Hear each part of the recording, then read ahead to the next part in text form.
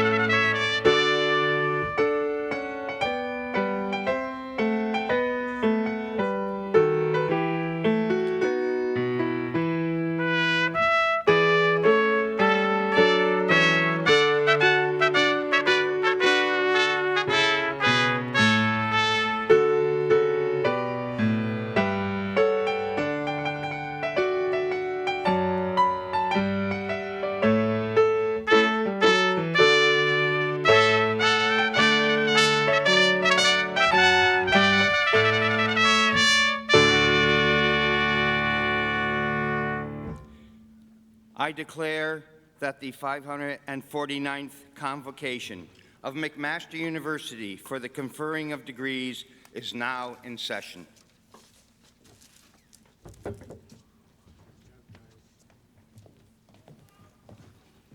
Please be seated.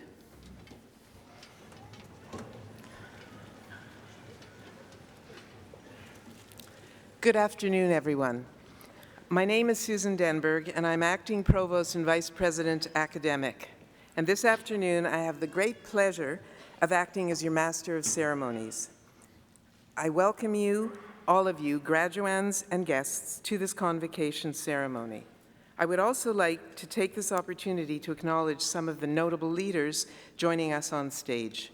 Dr. Peter George, President Emeritus, Dr. John Kelton, Dean and Vice President, Health Sciences, Roger Coldry, Vice President, Administration, Mary Williams, Vice President, University Advancement, Dr. Robert Baker, Dean of the Faculty of Science, Associate Vice Presidents, Associate Deans, Assistant Deans, faculty members, and honored guests.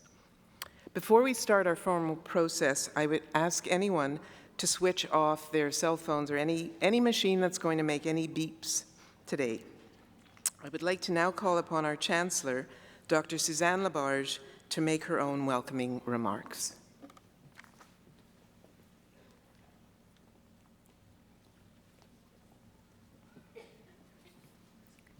Welcome, honored guests, staff, faculty, families, friends, and most importantly, graduands.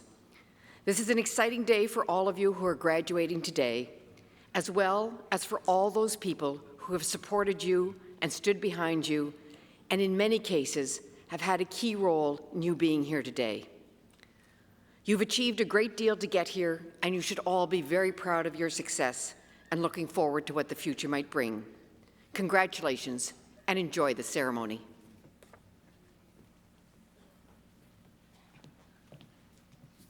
I'd now like to introduce Dr. Patrick Dean, President and Vice Chancellor, who will be presenting our honorary degree recipient.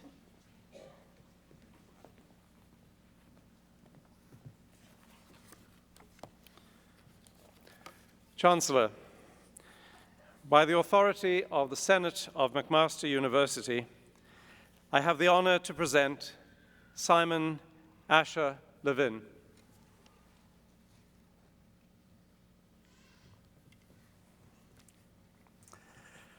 As one of the world's leading mathematical biologists, Simon Levin is the George M. Moffett Professor of Biology in the Princeton University Department of Ecology and Evolutionary Biology. He is also the founding director of the Princeton Environmental Institute and the director of the Center for Biocomplexity. Dr. Levin began his career at Cornell University, where he served as the director of the Ecosystems Research Center, director of the Center for Environmental Research, and director of the program on theoretical and computational biology. He left Cornell as the Charles A. Alexander Professor of Biological Science, and he remains an adjunct professor in ecology and evolutionary biology in Cornell's Center for Applied Mathematics. The author of Fragile Dominion, Complexity and the Commons, Dr. Levin has been a leader in establishing ecology as a quantitative, dynamically based science. His research explores how macroscopic patterns and processes are maintained at the ecosystem level. His work helps reveal the parallels between ecological systems and economic systems, particularly in what makes both vulnerable to collapse. Dr. Levin has produced important work in areas including the evolution of diversification and the evolution and ecology of collective behavior, from the movement of flocks of birds to human decision-making. He has also been exploring the dynamics of infectious diseases and antibiotic resistance. Dr. Levin is a leader and advocate in his field, having served for more than 3 decades on the board of directors of the Committee of Concerned Scientists. He is a longtime member and former chair of the Governing Council of the International Institute for Applied Systems Analysis, and he served for nearly a decade as the chair of that organization's U.S. National Committee. His extensive service to scientific advisory boards includes work with the Biodiversity Science and Education Initiative of the Smithsonian Institution, with the Center for Social and Economic Dynamics at the Brookings Institute, with the International Network of Research on Coupled Human and Natural Systems, and with the Center for Applied Mathematics in Bioscience and Medicine at McGill University. He has also been managing editor or editor-in-chief of the Encyclopedia of Biodiversity, the Princeton series in theoretical and computational biology, monographs in population biology, and the Complexity series. Dr. Levin has received a number of international awards, including the A.H. Heineken Prize for Environmental Sciences from the Royal Netherlands Academy of Arts and Sciences, the Kyoto Prize for Basic Sciences from the Inamura Foundation in Japan, and the Ramon Margalef Prize of Ecology from the government of Catalonia.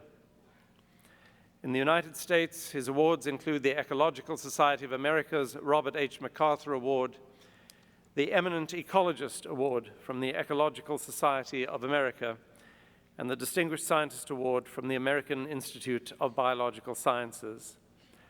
He is a member of the U.S. National Academy of Sciences and the American Philosophical Society. A Fellow of the American Academy of Arts and Sciences, Dr. Levin is also a Fellow of the American Association for the Advancement of Science and of the Society for Industrial and Applied Mathematics. Chancellor, Simon Levin has transformed the study of ecology, connected ecological and social economic dynamics, and also made significant contributions to the science related to issues of rising importance, such as infectious diseases and economic collapse. In recognition of his work, I ask that you confer upon Dr. Levin the degree Doctor of Science, honoris causa.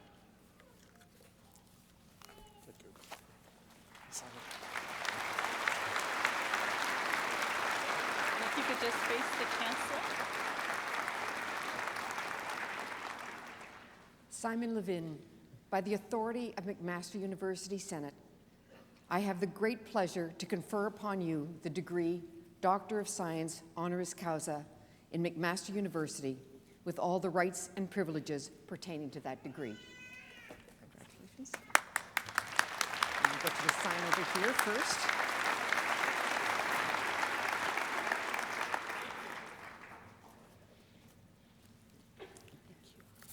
I would now like to invite Dr. Levin to deliver the convocation address.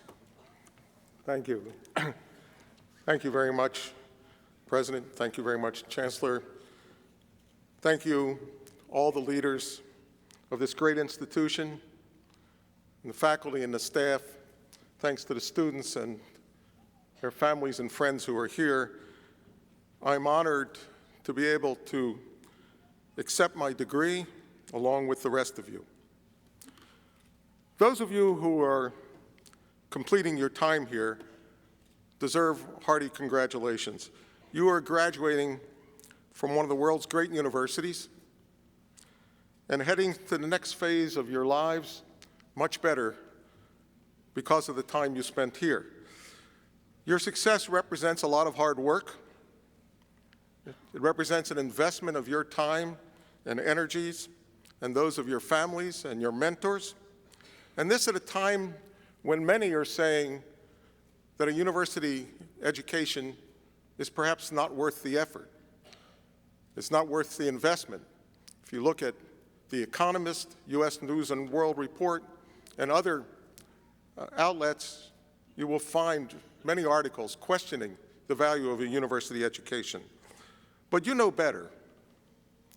Never has there been a time when the unique aspects of a true university have been more crucial than now. In dealing with the multiple and multidisciplinary challenges that we face in achieving a sustainable future for our children and our grandchildren, a university blends natural science with engineering, and it tempers it with social sciences and the humanities. All of these perspectives are essential in addressing the world's problems and finding equitable solutions. At a time when a greater and greater proportion of the world's wealth is held by a smaller and smaller number of individuals. A great university obviously helps us to acquire knowledge, to confront problems, to develop solutions, but it also teaches us to recognize the ethical consequences of the implementation of these solutions.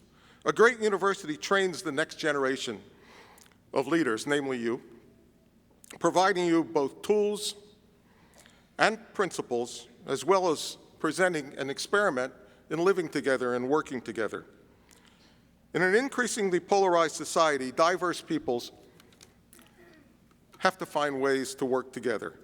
Much as Woodstock College and Toronto Baptist College came together to create McMaster University. And much as you have come from diverse backgrounds to live together and work together at McMaster. The world is increasingly complicated, increasingly complex and interconnected.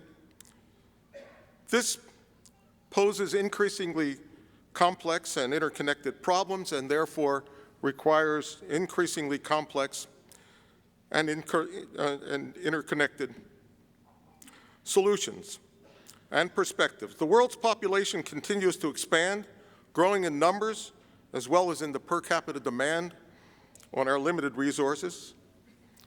We live in what's called a global commons, one we all need to protect, but we are confronted with what the ecologist Garrett Hardin called the tragedy of the commons, in which no one of us has sufficient incentive to protect that commons by ourselves.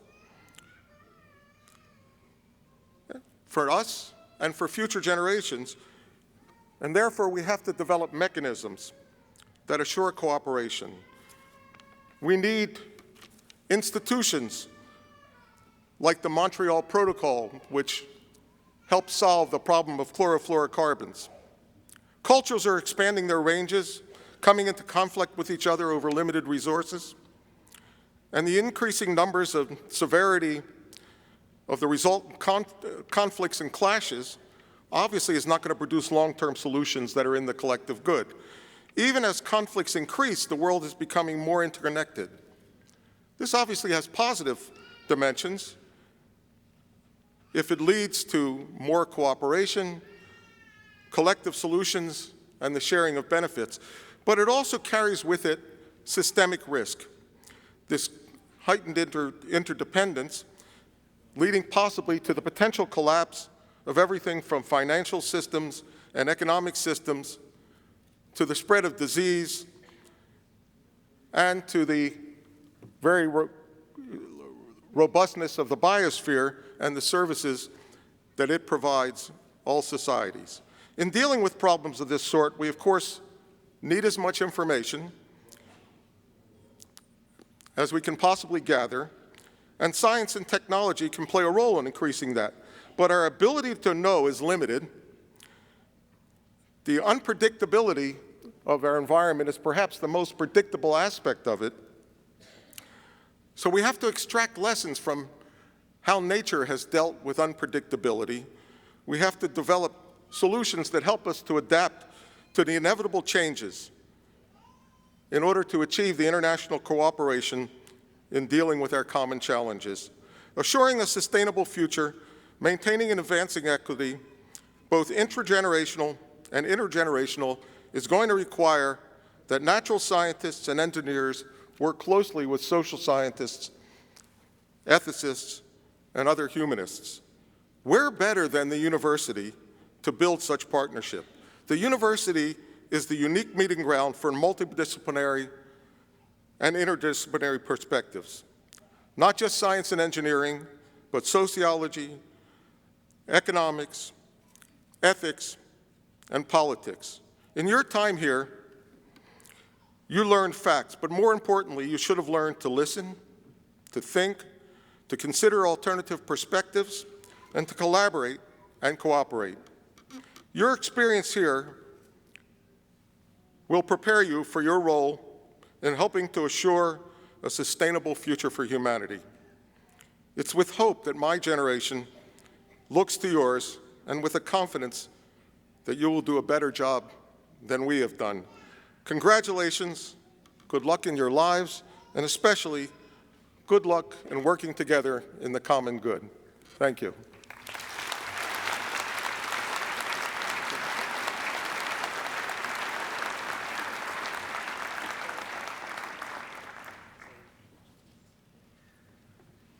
Thank you very much, Dr. Levin.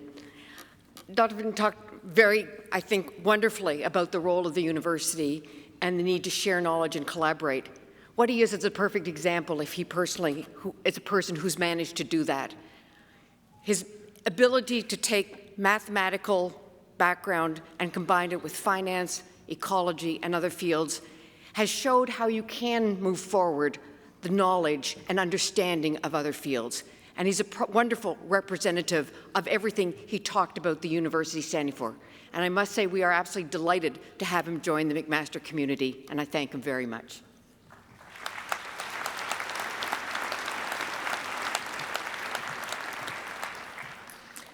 Dr. Patrick Dean will now come forward to present the graduands to our Chancellor for admission to their degrees.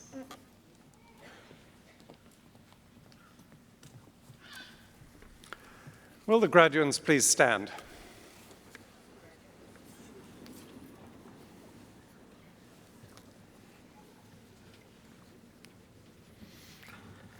Chancellor, on behalf of McMaster University Senate, I present to you these candidates in order that you may confer the appropriate degrees upon them, and I bear witness that they are worthy and suitable. May I also request that you confer the appropriate degrees in absentia upon all those candidates who have successfully completed the required course of study, but who are not present. Graduands, by my authority and that of the McMaster University Senate, I have the great pleasure to admit to those before me today and those in absentia to their individual degrees in McMaster University with all the rights and privileges pertaining to those degrees. My sincere congratulations to you all.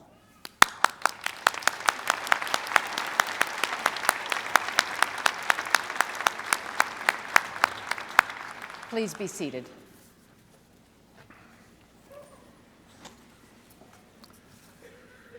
Graduates, I now ask each of you to join me on stage so that the Chancellor and I may welcome you to the McMaster community of scholars.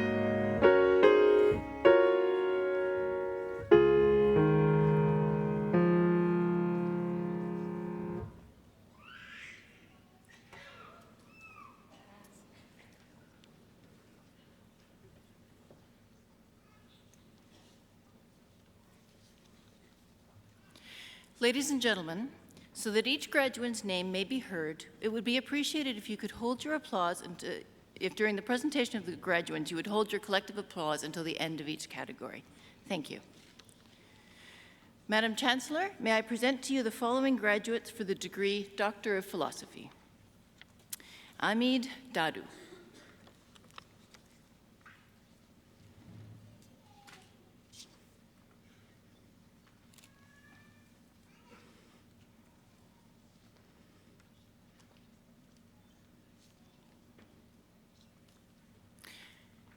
Mark Fuller.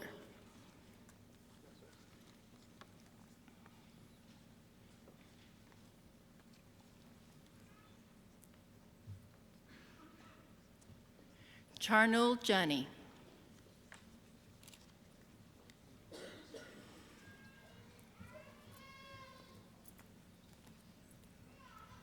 Ryan Robert Mitchell.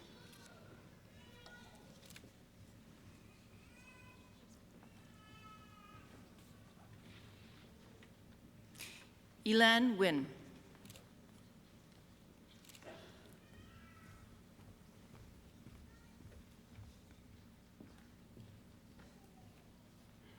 Gordy Stewart.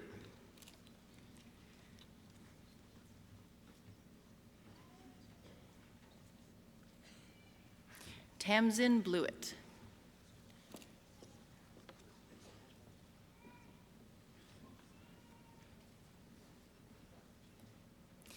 Matthew Hammond.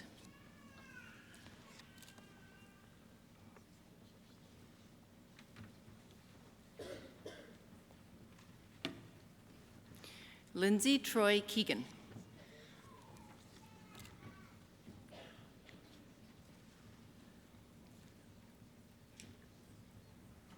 John Paul LeBlanc.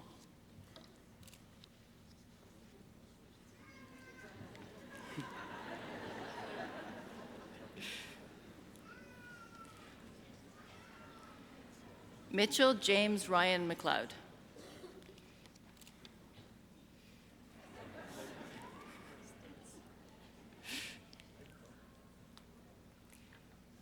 Camber Reza.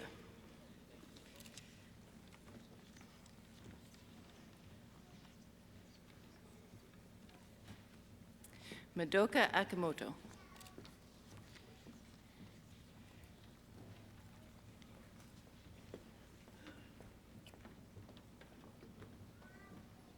James Patrick Kwame Zdansky.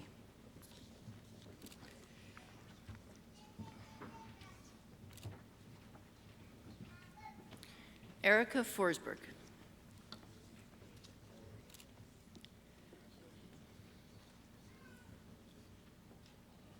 Ka Tram.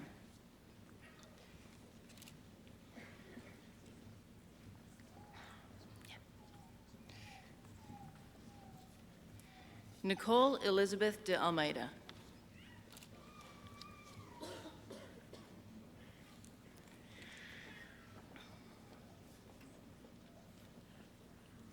Scott Harry Forbes.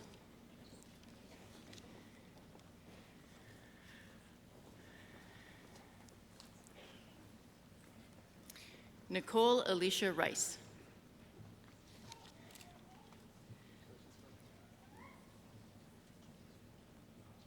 Brian Van Schuwen.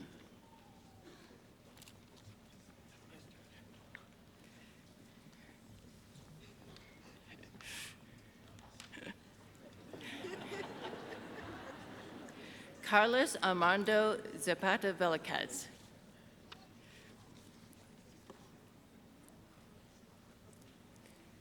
Laura Catherine Zapata Velicaz.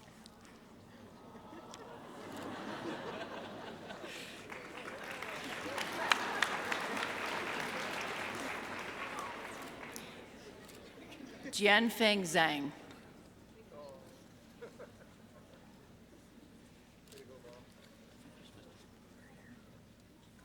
Matthew David Adams.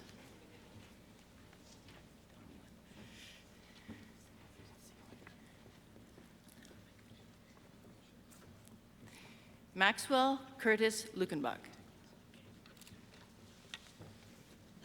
Dennis Ebot Ako Are.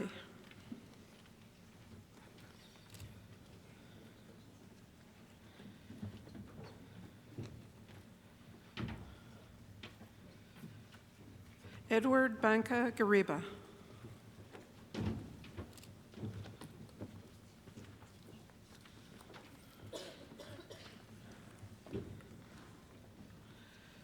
Eduardo Alberto Fernandez.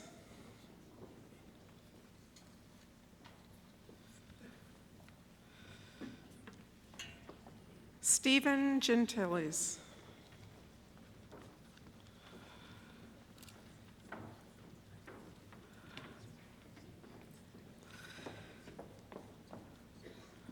Juan Jiang.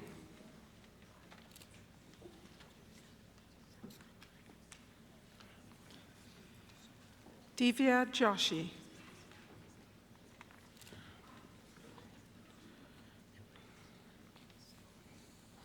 Brittany Burns Dennis.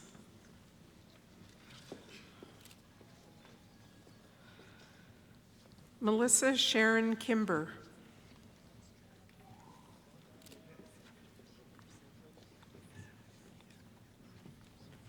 Zara Sohani.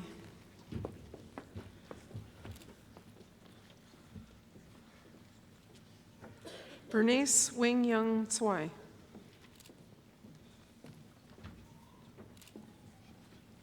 Yong Ching Chang.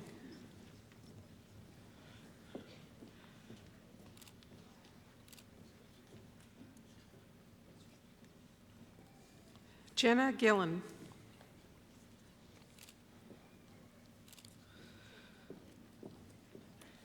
Linda Jean Gillis.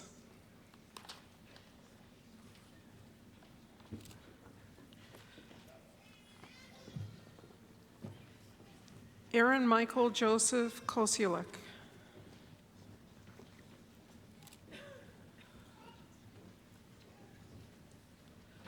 Joyce Obaid.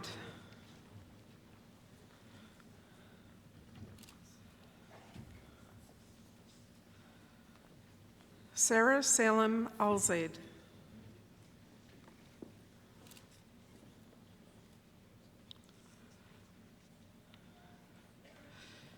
Dan Pukwach.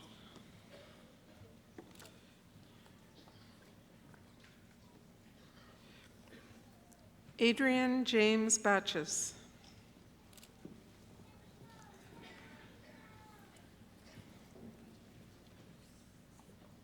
Jessica Catherine Kafka.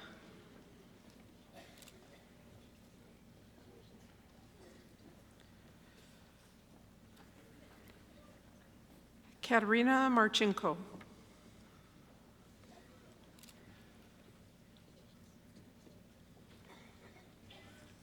Christy Roth.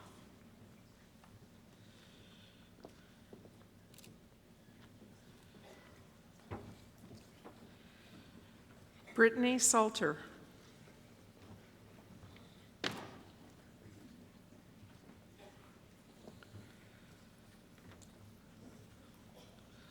Jocelyn Wessels.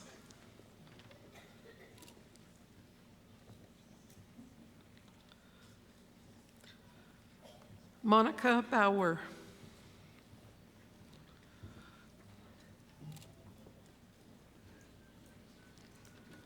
Lindsay Christine Hanford.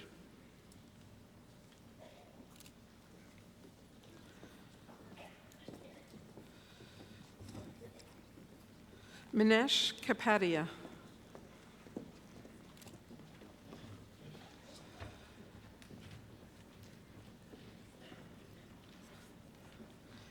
Anthony Nazaroff.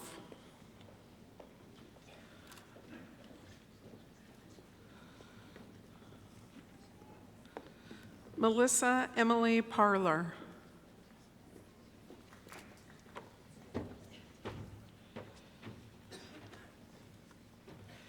Maria R. Restivo.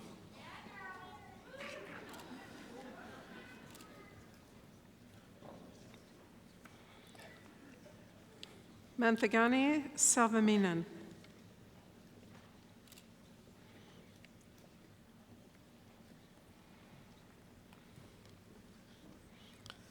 Mary Esther Byrne Coker.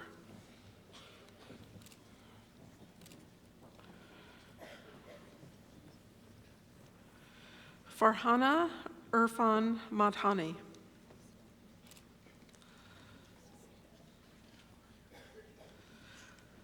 Luella Manakil Rankin.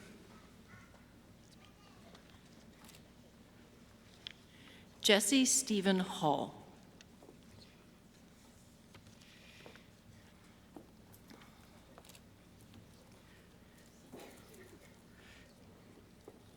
Ray Ye Yi Ing.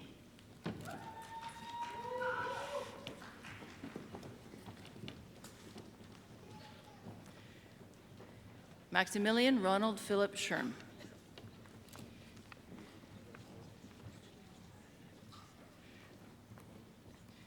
Kazimierz Sliwa.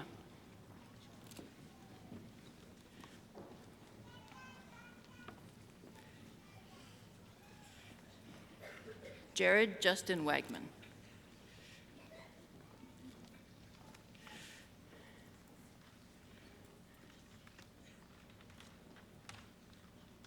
Rachel Louise Ward.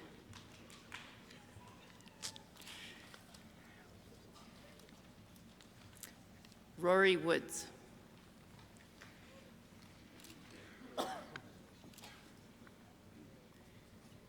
Julie Condor.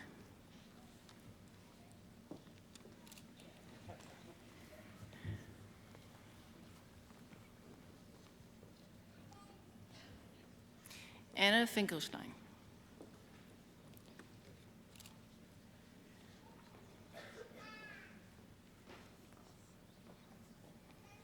David Gary.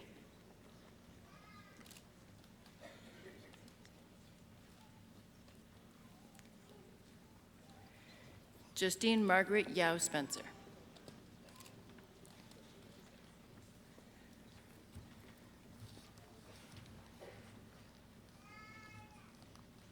Christopher Tom.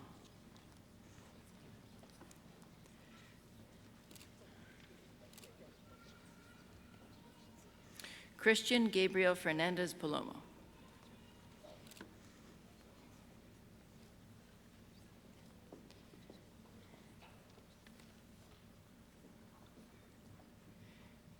Beta Bitorowicz.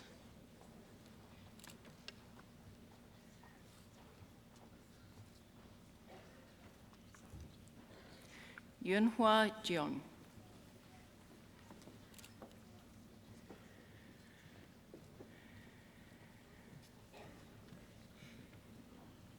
Adalberto Loyola Sanchez.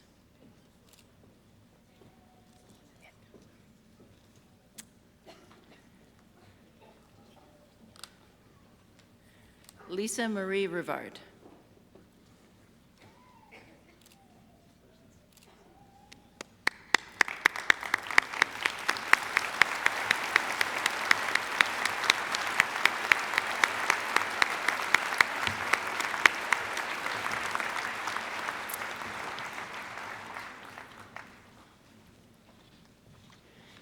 Madam Chancellor, may I present to you the following graduates for the degree Master of Arts.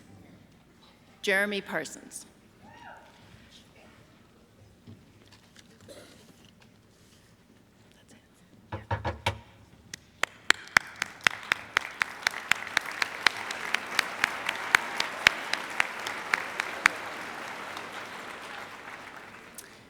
Madam Chancellor, may I present to you the following graduates of the degree Master of Science. Caitlin Ann Chan.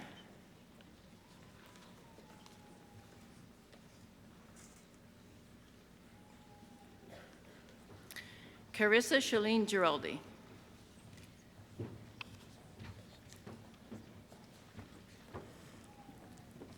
Brian Alcock.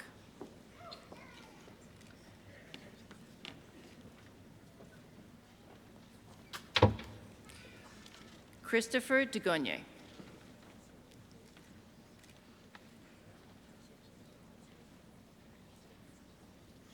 Jimmy Hon Chun Lee.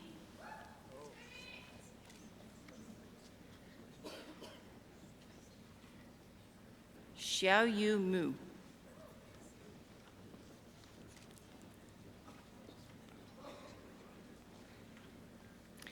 Emily Hamill Stacy.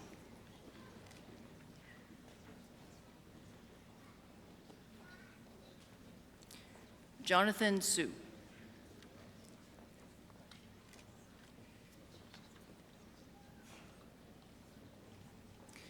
Natasha Wall.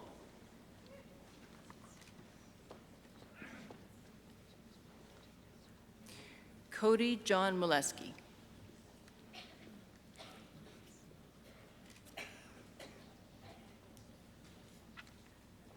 Alyssa Rachel Vito.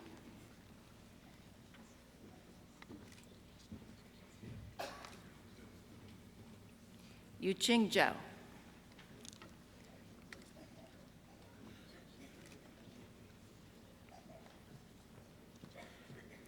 Xiaozhu Zhang.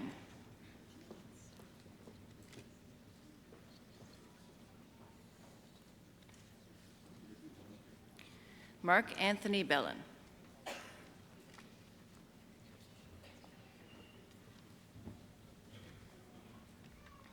Kelly Maureen Biaggi.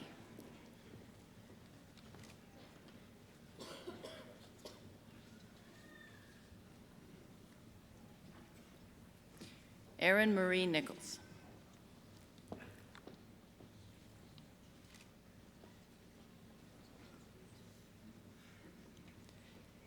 Christopher Spencer.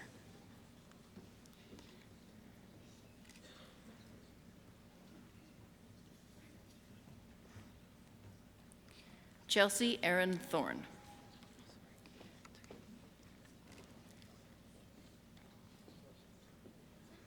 Andrew Taylor Trapp.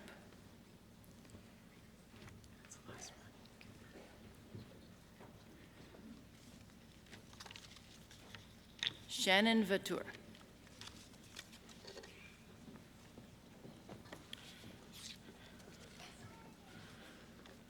Mirnush Ashravi Mahabadi.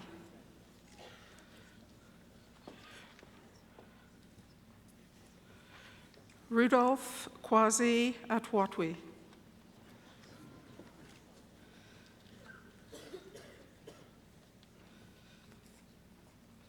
Islam Bargash.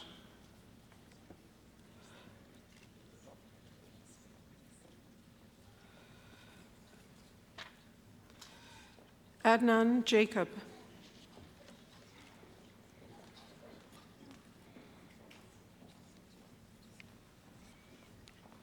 Mahesha Vahashini Ravindra.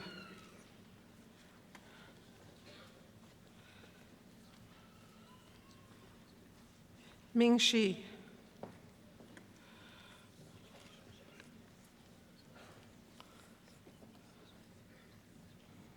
Sarah Mohammed Al-Ghashim.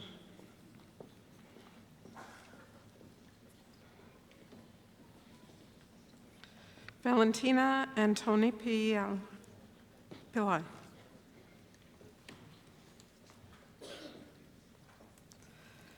Melanie Ann Bismouth.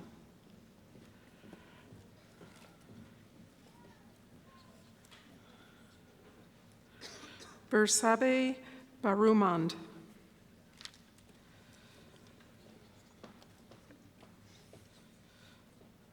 Zane Joshua Brickman.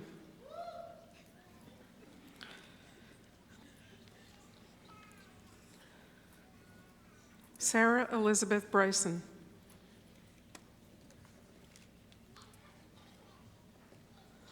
Samantha Chiwon Chuk.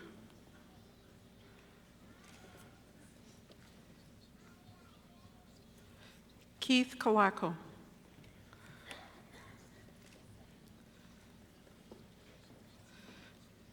Nicole Catherine Connors.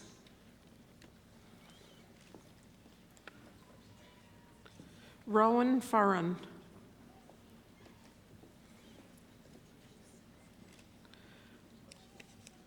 Sean Stefan Garcia.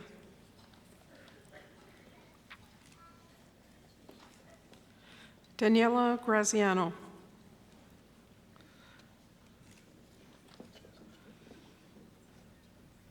Michelle Grover.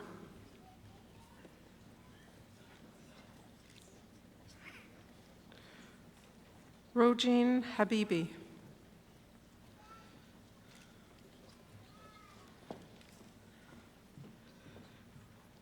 Jennifer Brittany Hallis.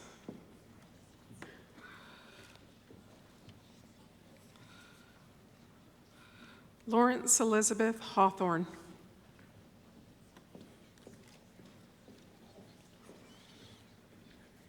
Emma Rachel Suzanne Harrington.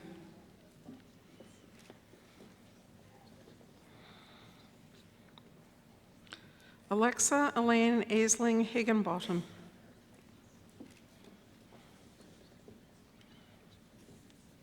David Hill.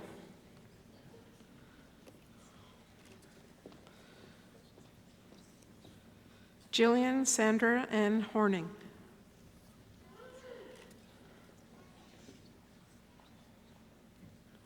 Raymond Ginai.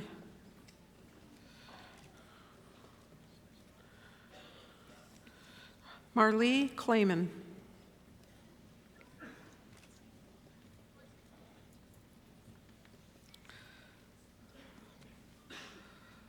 Palika Krishma Okali.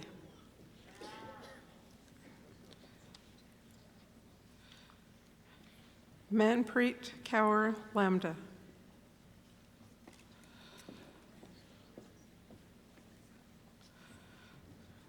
Muhammad Mateen.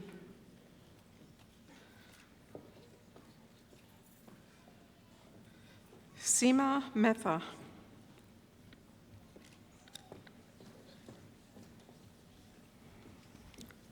Rochelle Jillian Melvin.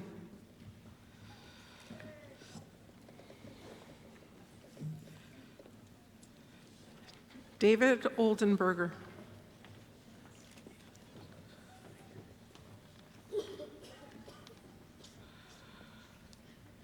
Urosh Rakita.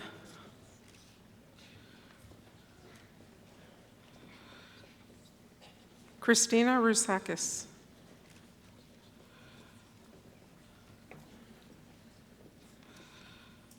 Sharif Saleh.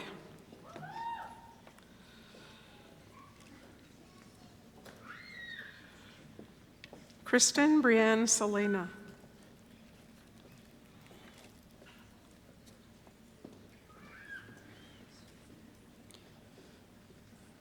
Anthony Robert Sandre.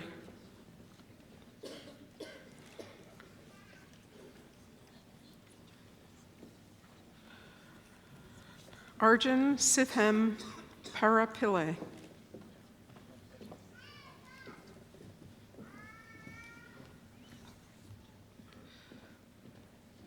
Atiwa Vauda.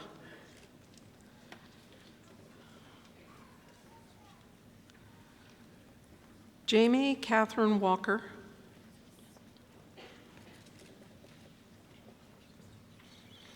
Andrew Zikic.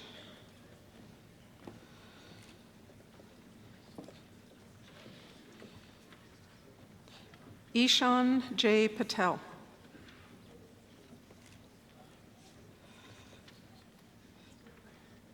Ahmad Mohammed Al-Saleh.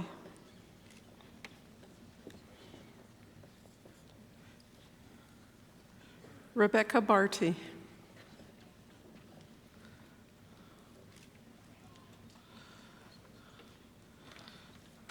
Pablo Manuel Lamelas.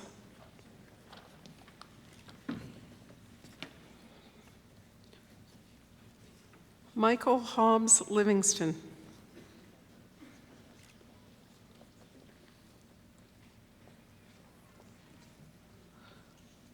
Lubov Litwin.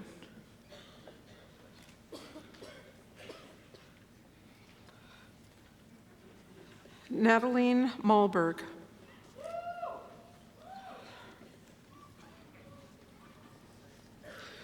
Sarah Morasawi.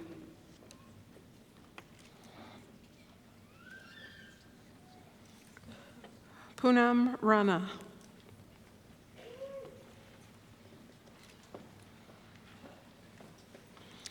Alexandra Augustine Rotsky-Lewing.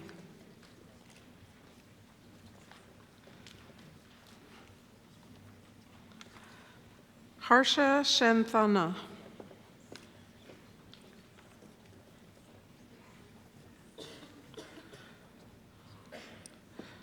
Noshin Shaba Sholapur.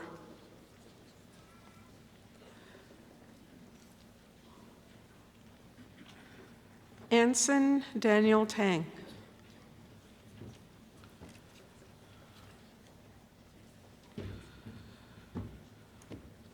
Robert William Adams.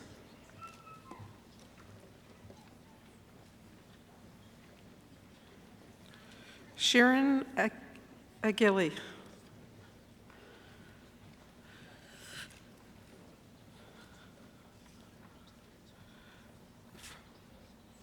Farzana Roshan Bacchus.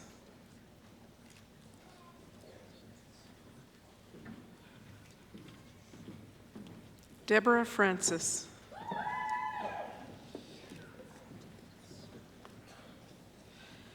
Hee Jin Kim.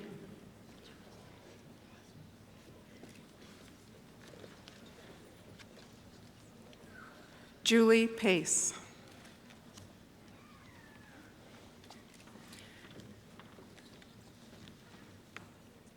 Aaron Bailey.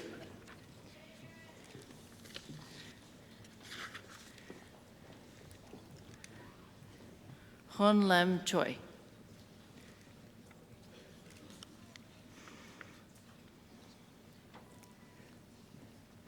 Ebram Ibramin.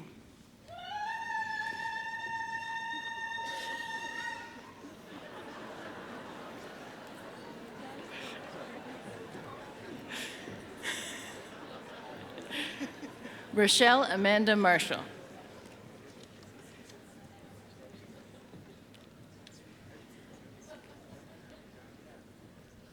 Sarah Okoiwa.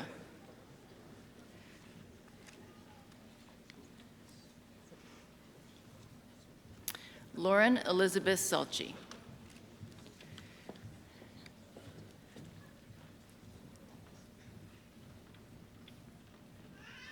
Mark Van Olmen.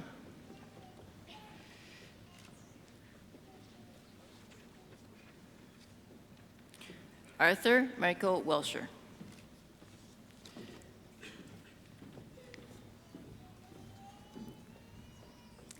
Mark Joseph Brenyo.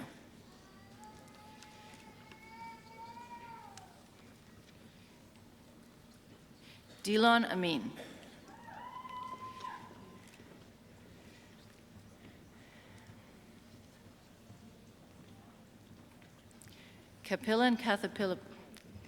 Kanapatha Pillai.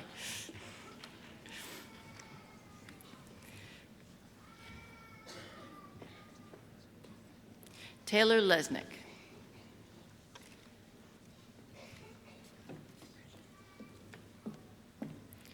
Nicolo Malare.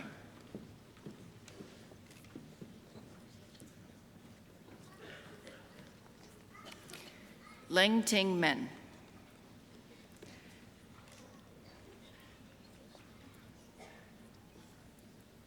Irina Pabst.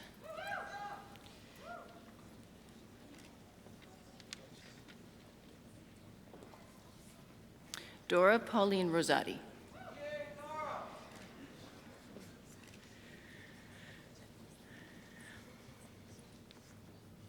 Aaron Weingarten.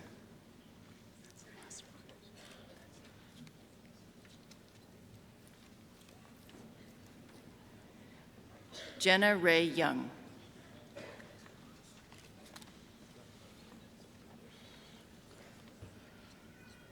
Nadia Karim.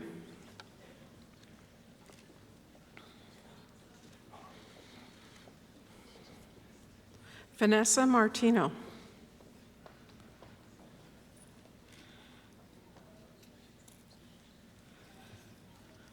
Taylor Ann Van Duzer.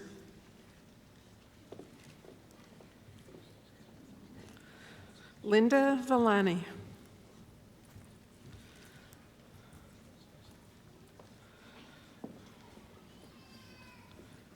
Sarish Zara.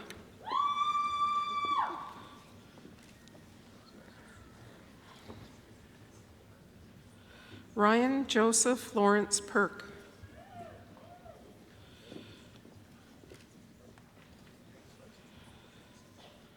Maria Claire Slavin Stewart.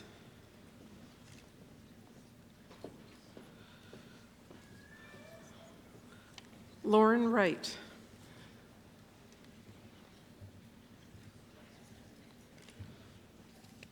Jacqueline Akuko.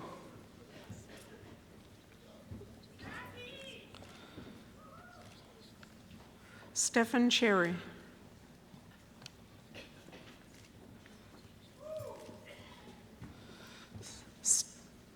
Stephanie Rose Defoe.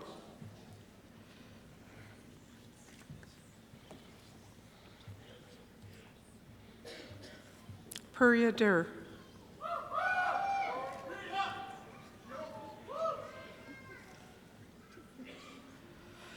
Jennifer Denerowitz.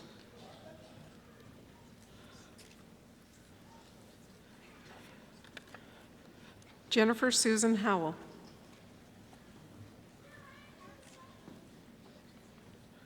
Laura McEachran.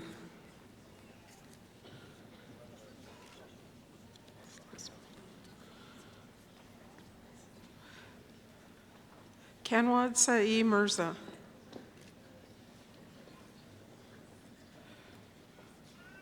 Darina Laura Rusu.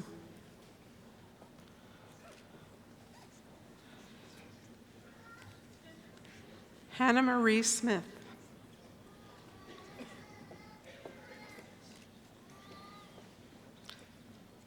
Katrina Michelle Natenji.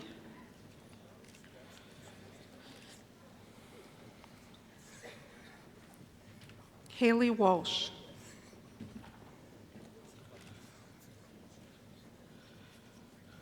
Christina Borges.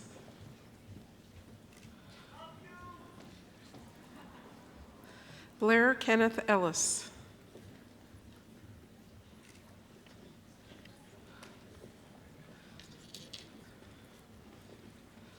Seema Mofared.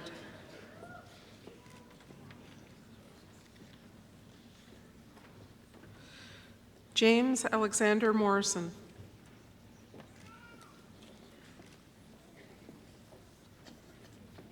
Anthony Gotti.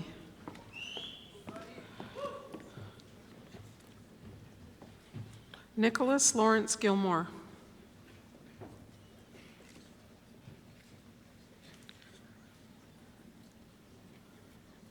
Justine Kersley.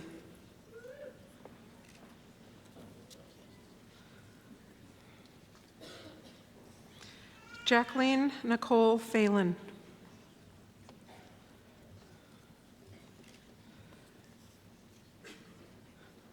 Claire Elizabeth Richard.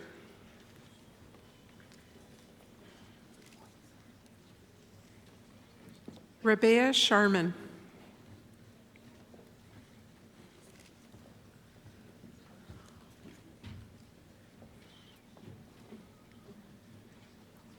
Kathy Heather Stosik.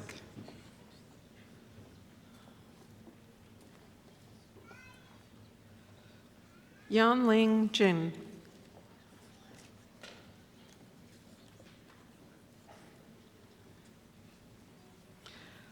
Salalam Fariza Nagari.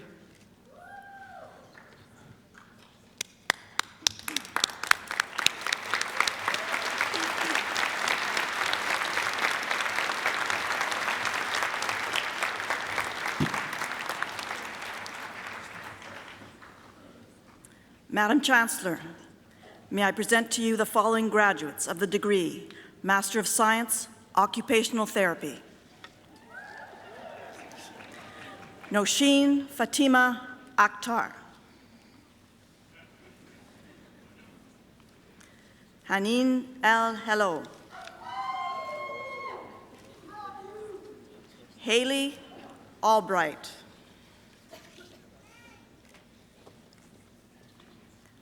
Courtney Barron.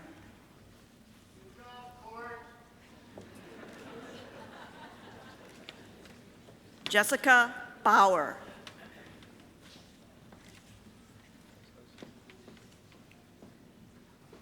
Sarah Baudin.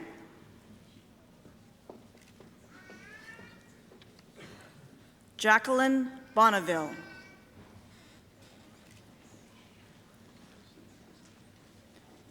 Caitlin Elizabeth Brooks.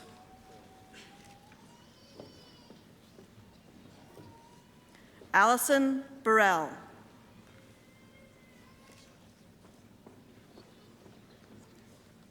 Lauren Teresa Carter.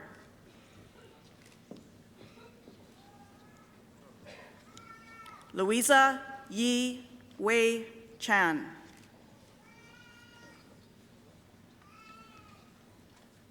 Lisa Clark.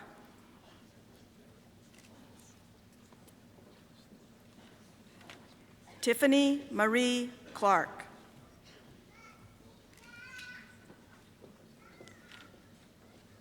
Julia Corsini.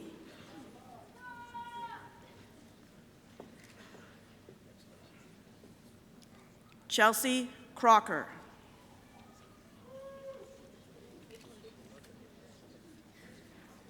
Ayushi Dingra.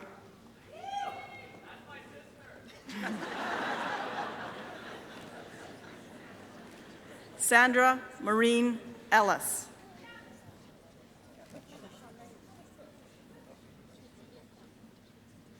Nadia Federici.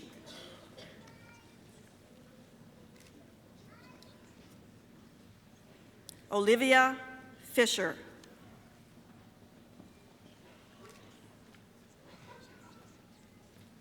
Amanda Froese.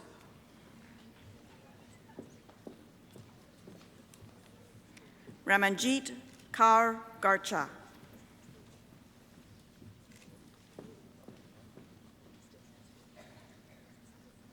Megan Marie Geddes.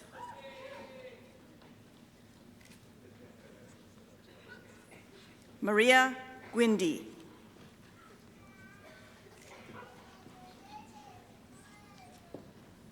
Danielle Candle Lieberman.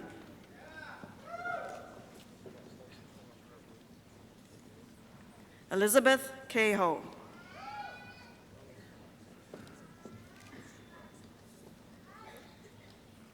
Mara Kremenovich.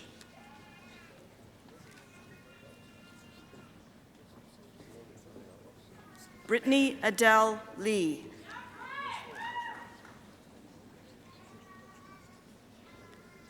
Jennifer Lee.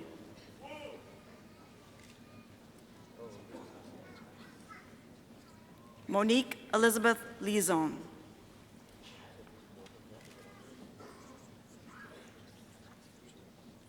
Oksana Loshtin.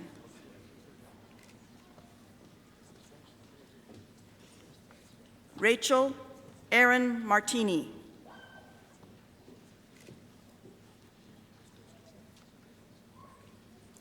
Carly Ann Monula.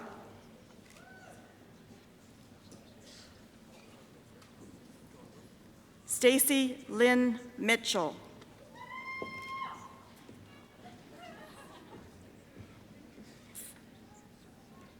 Farah Mohammed.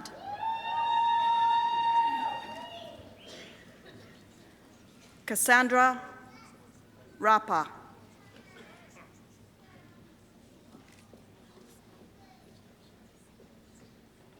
Melissa Beth Robinson.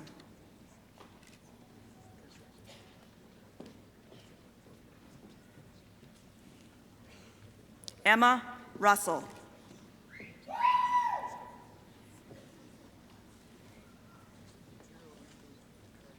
Crystal Schultz.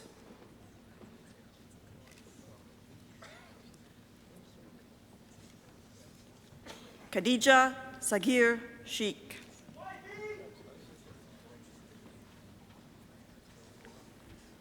Lindsay Sinclair.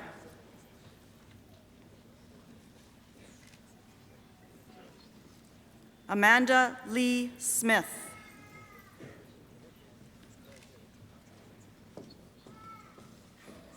Brittany So.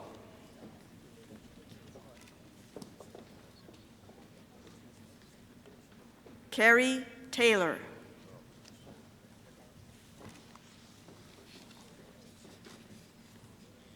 Erica Tokar.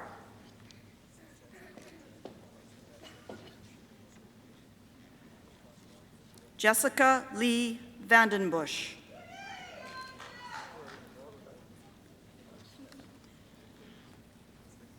Michelle Marie Ward.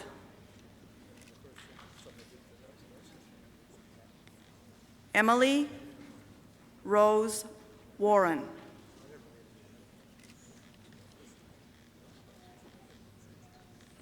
Katie Kin Yi Wong.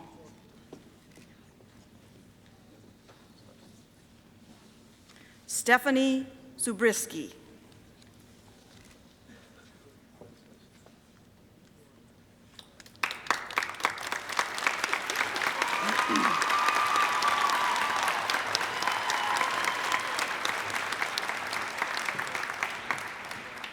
Madam Chancellor, may I present to you the following graduates of the degree Master of Science, Physiotherapy.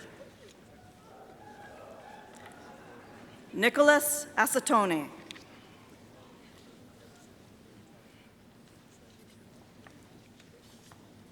Brett Alexander.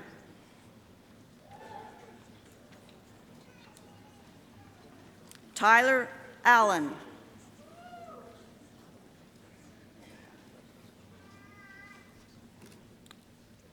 Tim Bao.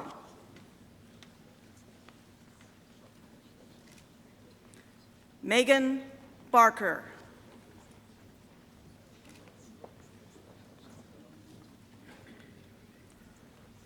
Tori Paulina Baracco.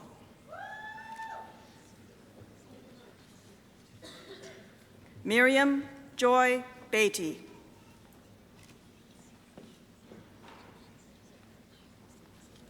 Adam Daniel Anton Blando.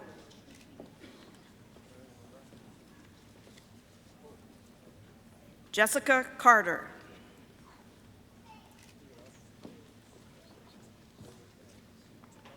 Jia Cheng Chen.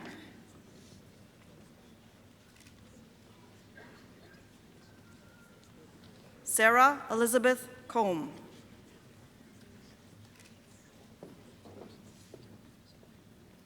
Rachel Diane Consoli.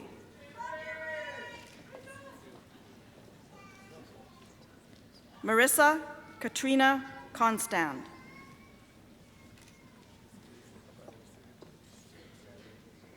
Anu Dar.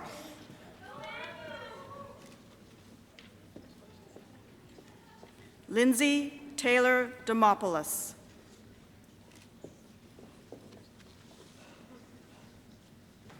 Jessica Doig.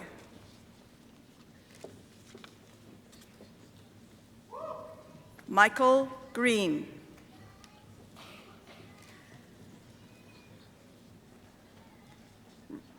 Richard Michael Hayden.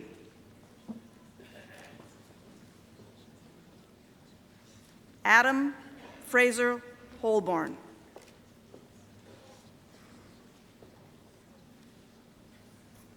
Zachary Hollingham.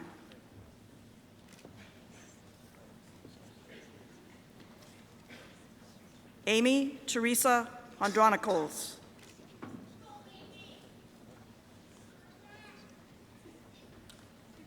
Caitlin Jones. Sarah Klassen.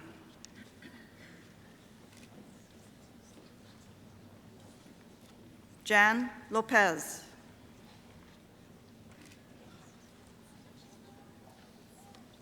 Michaela Louie.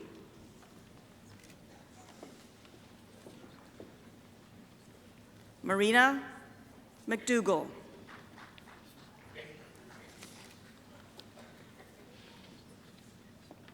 Caitlin Mackesy.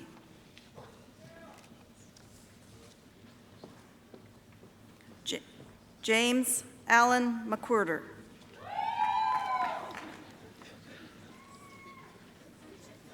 Natalie Massoud.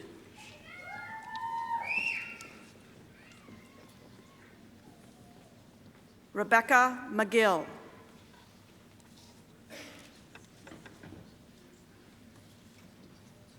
Ashley McNeil.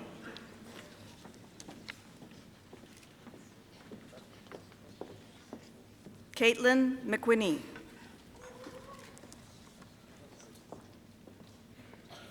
Allison Moore.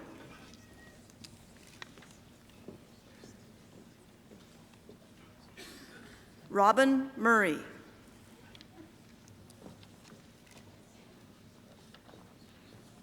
Kirsten Elizabeth Myers.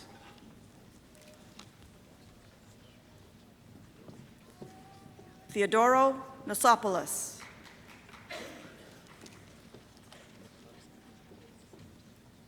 Kayla Ng.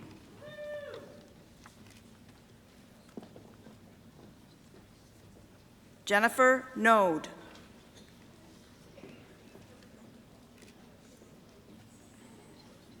Domenico Opedisano.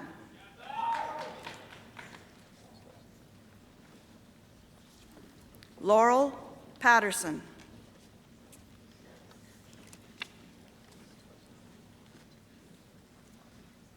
Adam Joseph Liviano Pinchanen.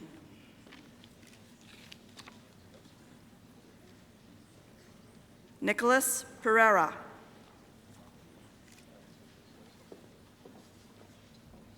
Sean Raymond.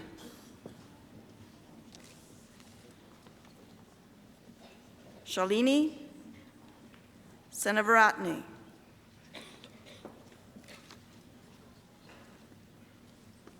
Alexandra Schimmel.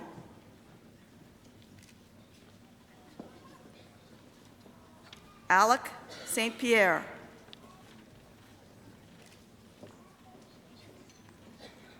Kara Lynn Stroyan.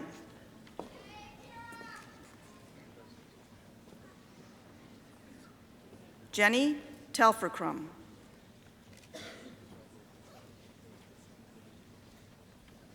Jordan Frank Toscan. Divana Truong.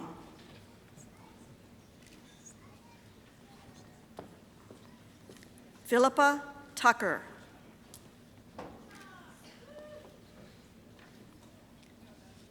Danielle Turpin.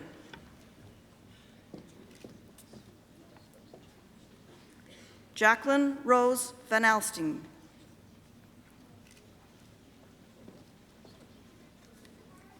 Mark Francis Welsh.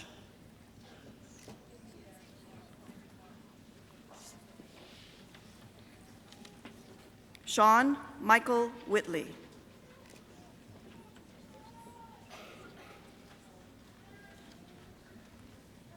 Allison Wiggers.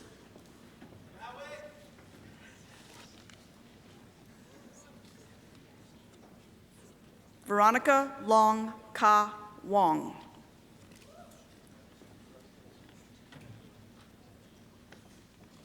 Rachel Izinga.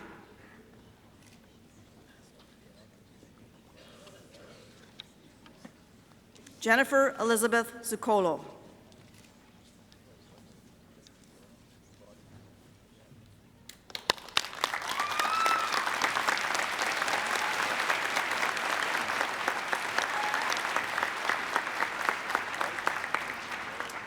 Madam Chancellor, may I present to you the following graduates of the degree Doctor of Medicine: Matthew Michael Bruder,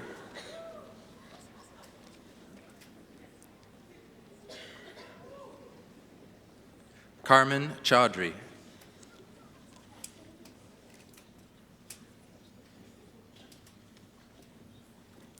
Brian Chin,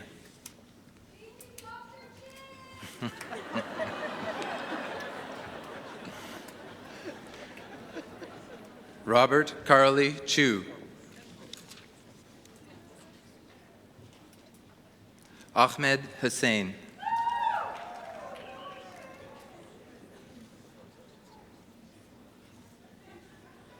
Romessa Khalid,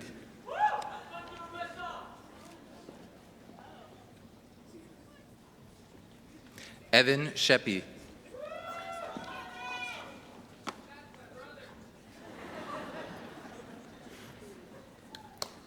Jeffrey Wan Chun Wong.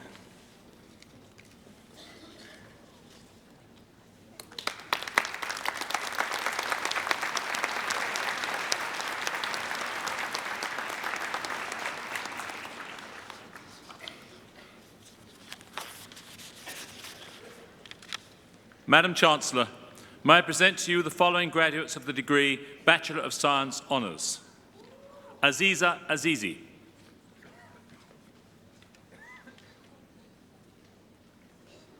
Catherine Ann Benincasa.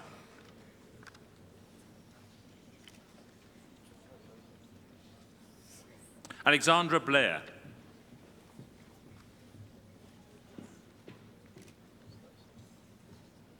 Calvin Chen.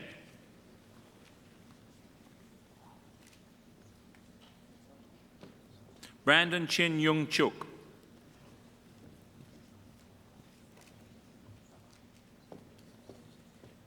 Eram Dost.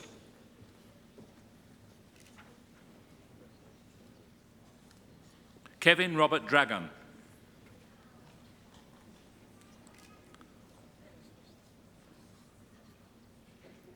Khalid George.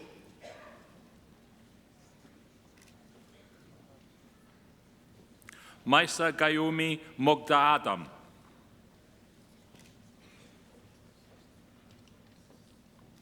Ramnit Guman.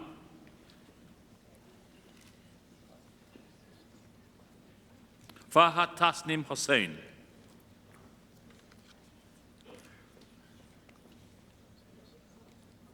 Jaskirat Singh Hoti.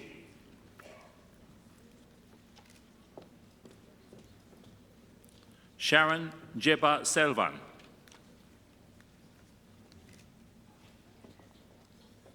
Julia Marie Ko Hatcher Ayub. Amy Cron.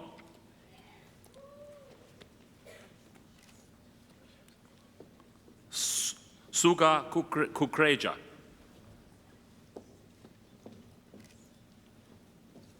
Man Yu Lee.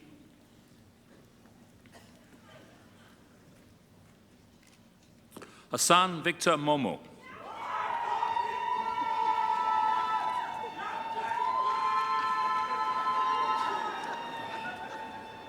Mina Morkos.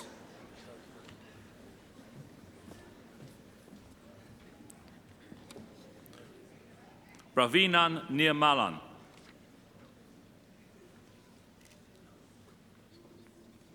Charisma Chowdhury Poturi.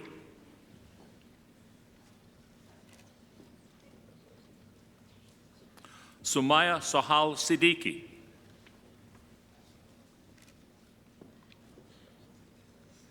Sheena Singh.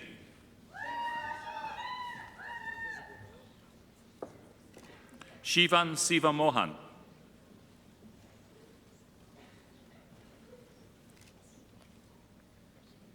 Dari Makian Starko.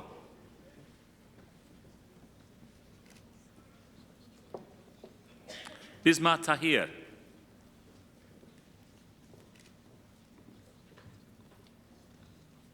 Bowen Tang.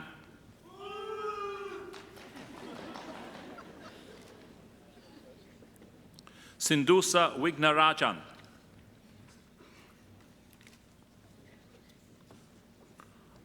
Arifus Zaman.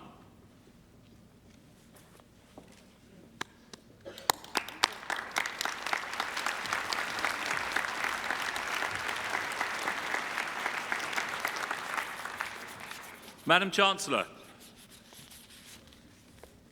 may I present to you the following graduates of the degree Bachelor of Science Kinesiology Honours. Pimbindu Pasanga Godagama Gamachige.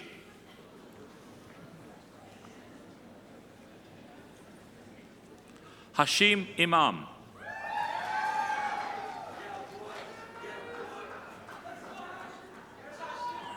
Elena Ma.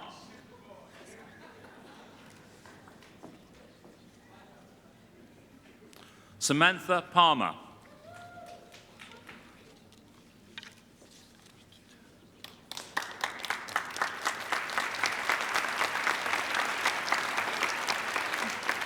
Madam Chancellor, may I present to you the following graduates of the degree Bachelor of Science in Nursing. Viola Hazel Ajita.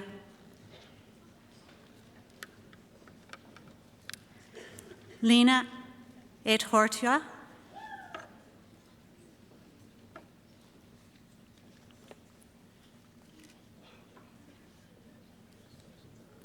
Jeffrey K. Burns.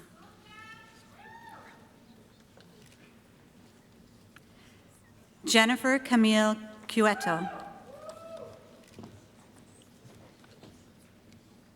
Nicole Hunter.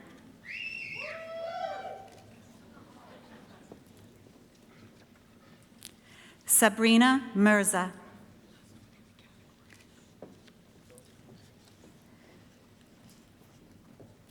Adriana Roncancio.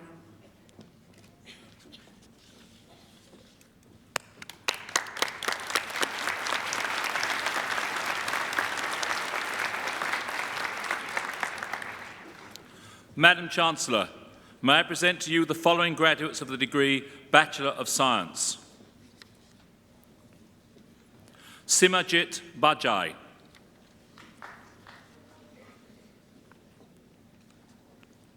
Sunjaya Choi.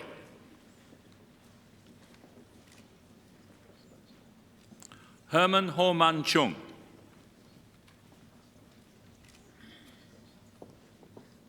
Leah Mackenzie Chung.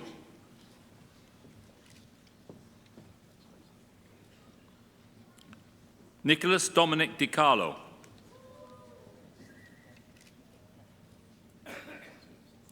Jessica Marie Gallant.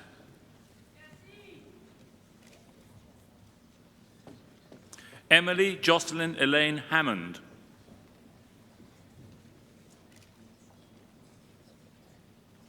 Sarah Khemani.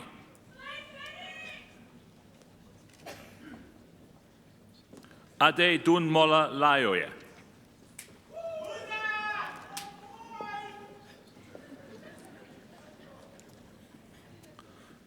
Kashish Nathwani.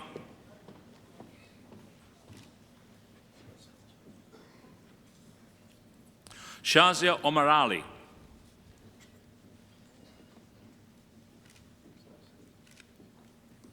Sinejan Ozaydemir.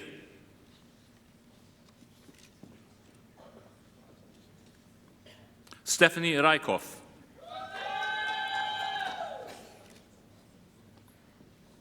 Shreya Ramesh.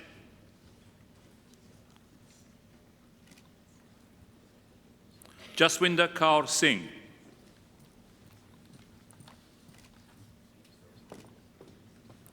Janja Su.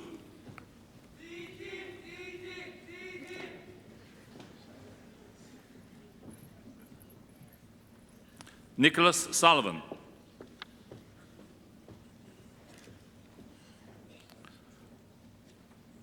Alexander Jeffrey Trink.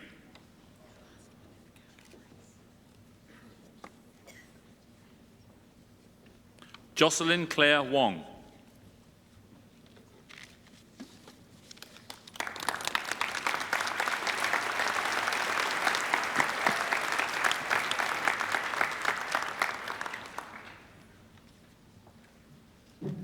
Madam Chancellor, may I present to you the following graduates of the degree Bachelor of Health Sciences. Nikita Arora.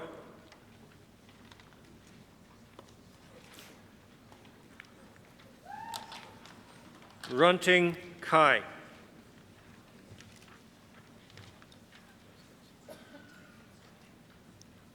Ruth Chu.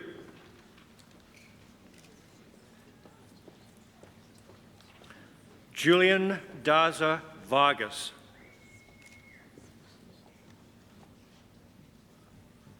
Ryan Dong.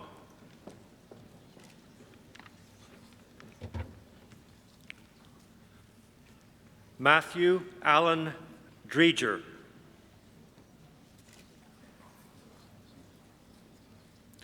Emily Fatek.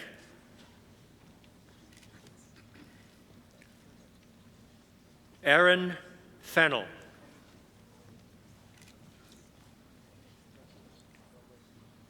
Lucas Gallo.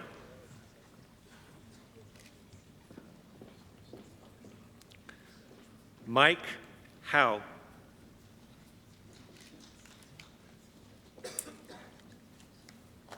Wazim Hijazi.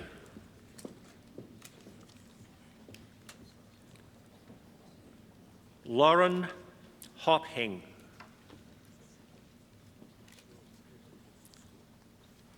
Jason Gia.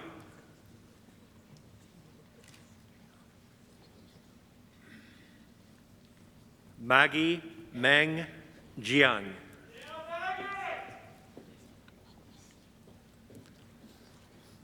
Ramya Kancherla.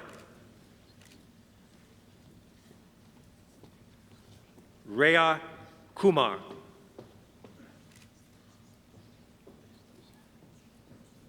Melissa Lee.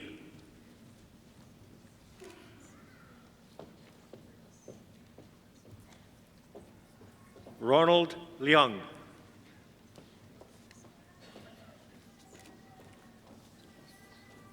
Jeffrey Matthew Ma.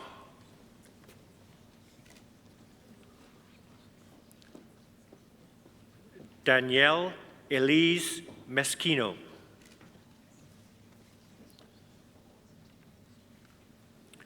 Matthew Nareen.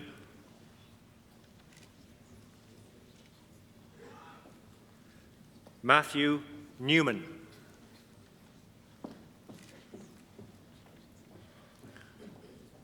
Marko Popovic.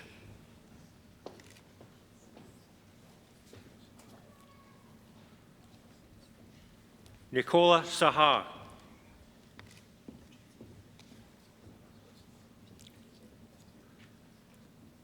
Sohail Farouk Sardar.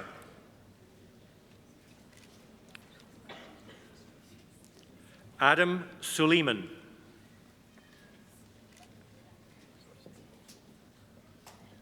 Rishikesh Suresh.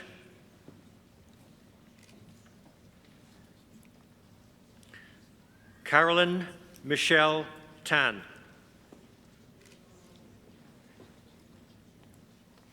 Sherwin Wong.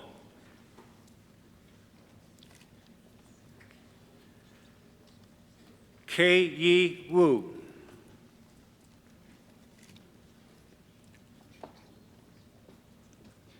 Sean Zha.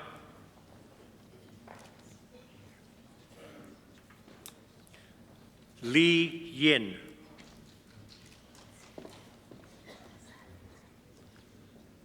Grace Zhang.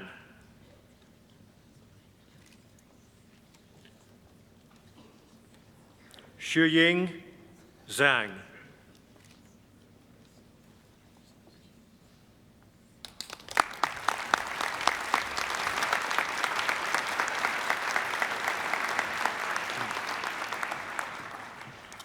Madam Chancellor, may I present to you the following graduates of the degree Bachelor of Health Sciences, Physician Assistant. Natasha Belanger Willoughby.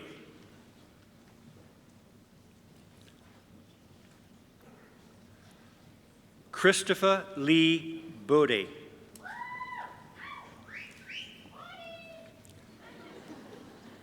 Cheryl Ann Yan Mei Chan. Sunita Chira.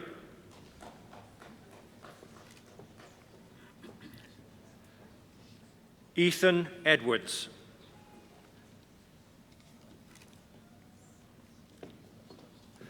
Adrienne Ann Gowing.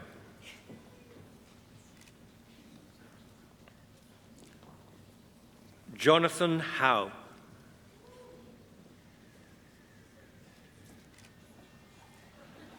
Stephanie Hofbauer.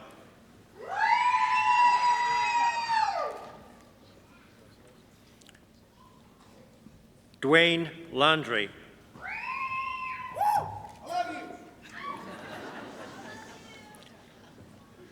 Shelby Marie Letkeman. Elizabeth Matheson.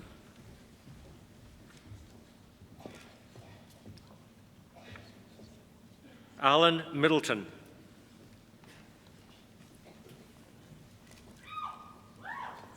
Caitlin Marie Miller.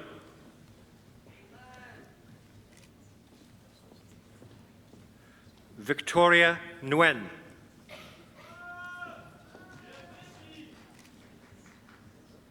Samantha Phillips.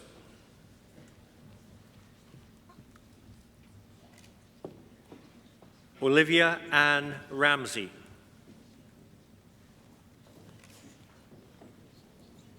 Stephanie Helena Ruttinger.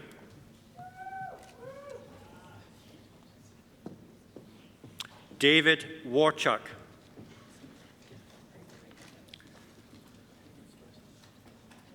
Emily Victoria Wilton.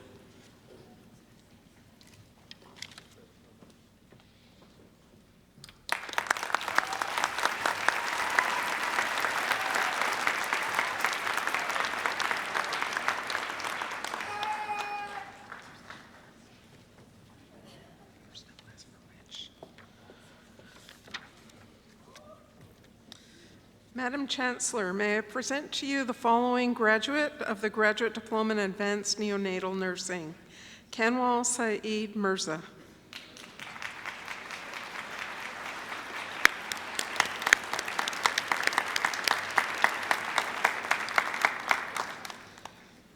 Madam Chancellor, may I present to you the following graduates of the Graduate Diploma in Primary Healthcare Nurse Practitioner, Petra L. Alexis.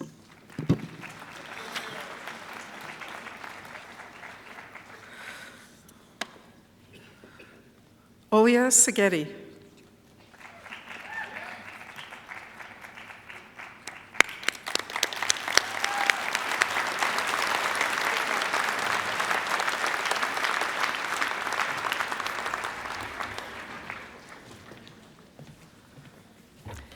Ladies and gentlemen, I'd now like to introduce Dr. Brittany Dennis, a PhD graduate in Health Research Methodology, who will be delivering the valedictory address.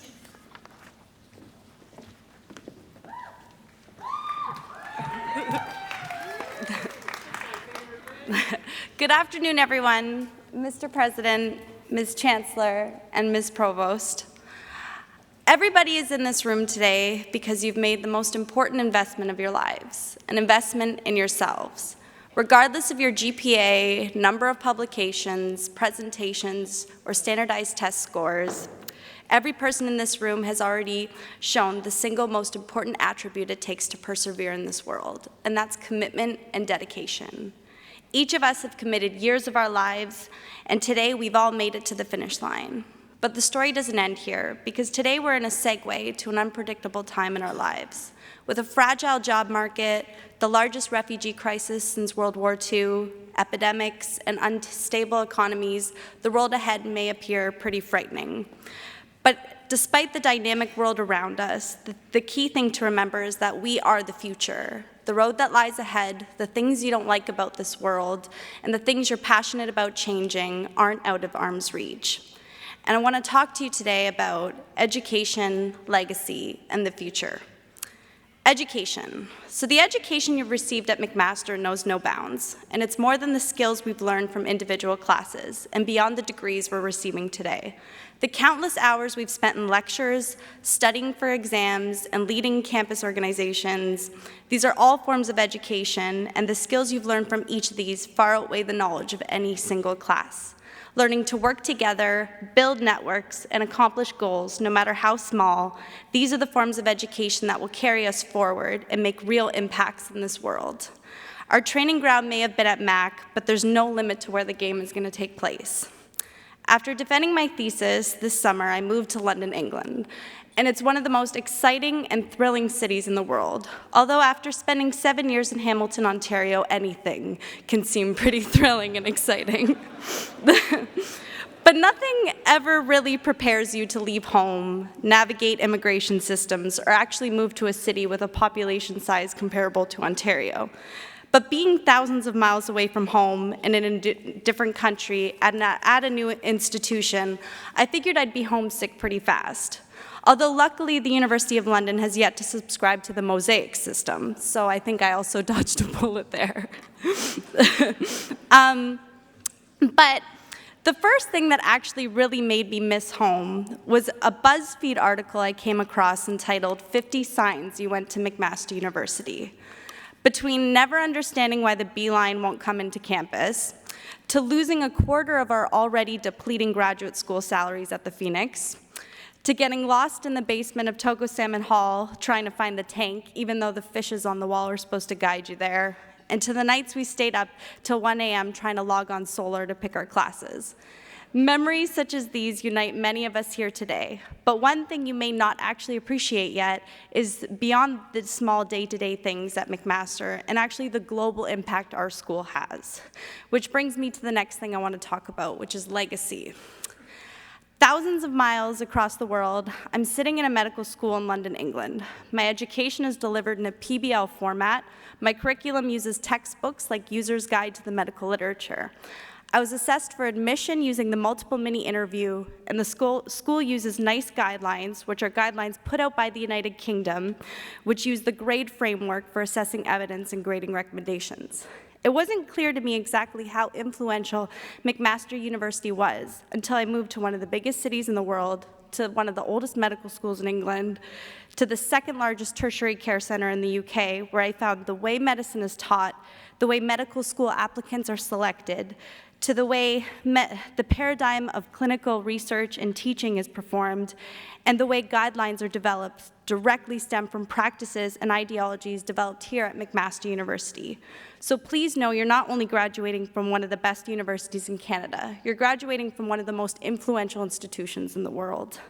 And it's a land of firsts. McMaster was not only a land of firsts when it comes to groundbreaking achievements, it's also a land of firsts for all of us. It was my first university where I had my first love, my first heartbreak, my first C, yes, chemistry is still a mystery in many ways to me, my first 3-hour exams in Iberwin, my first time on public transit, and my first all-nighters in Club Mills. And moms and dads, it's just a library on campus.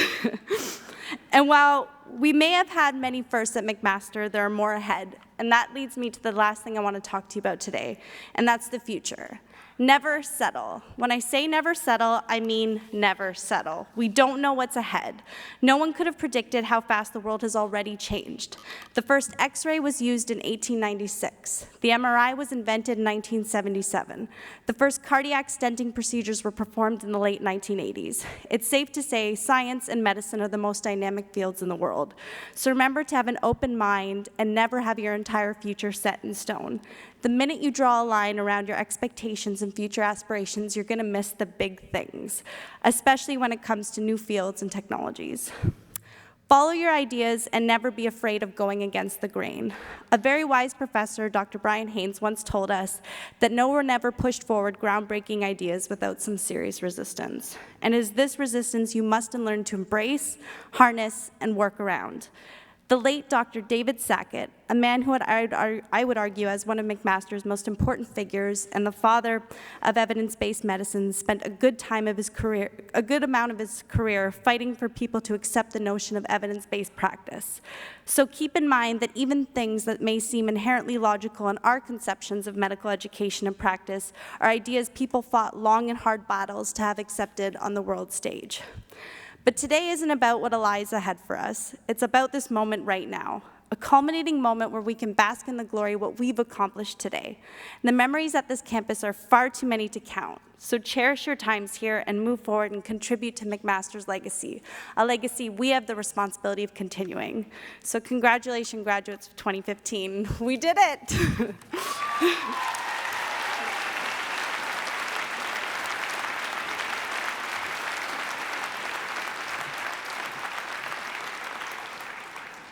Thank you, Brittany, for your inspirational words and for the shout-out for McMaster. May I call now upon Dr. Alison Sills, Acting Associate Dean of Grad Studies, Faculty of Science, who will present the Governor-General's Academic Medal.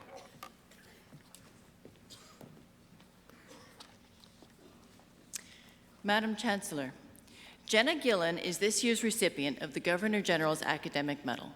This medal is awarded annually to the graduate student with the highest academic standing during this academic year. I ask that you and all of those present join me in expressing our recognition of her achievement.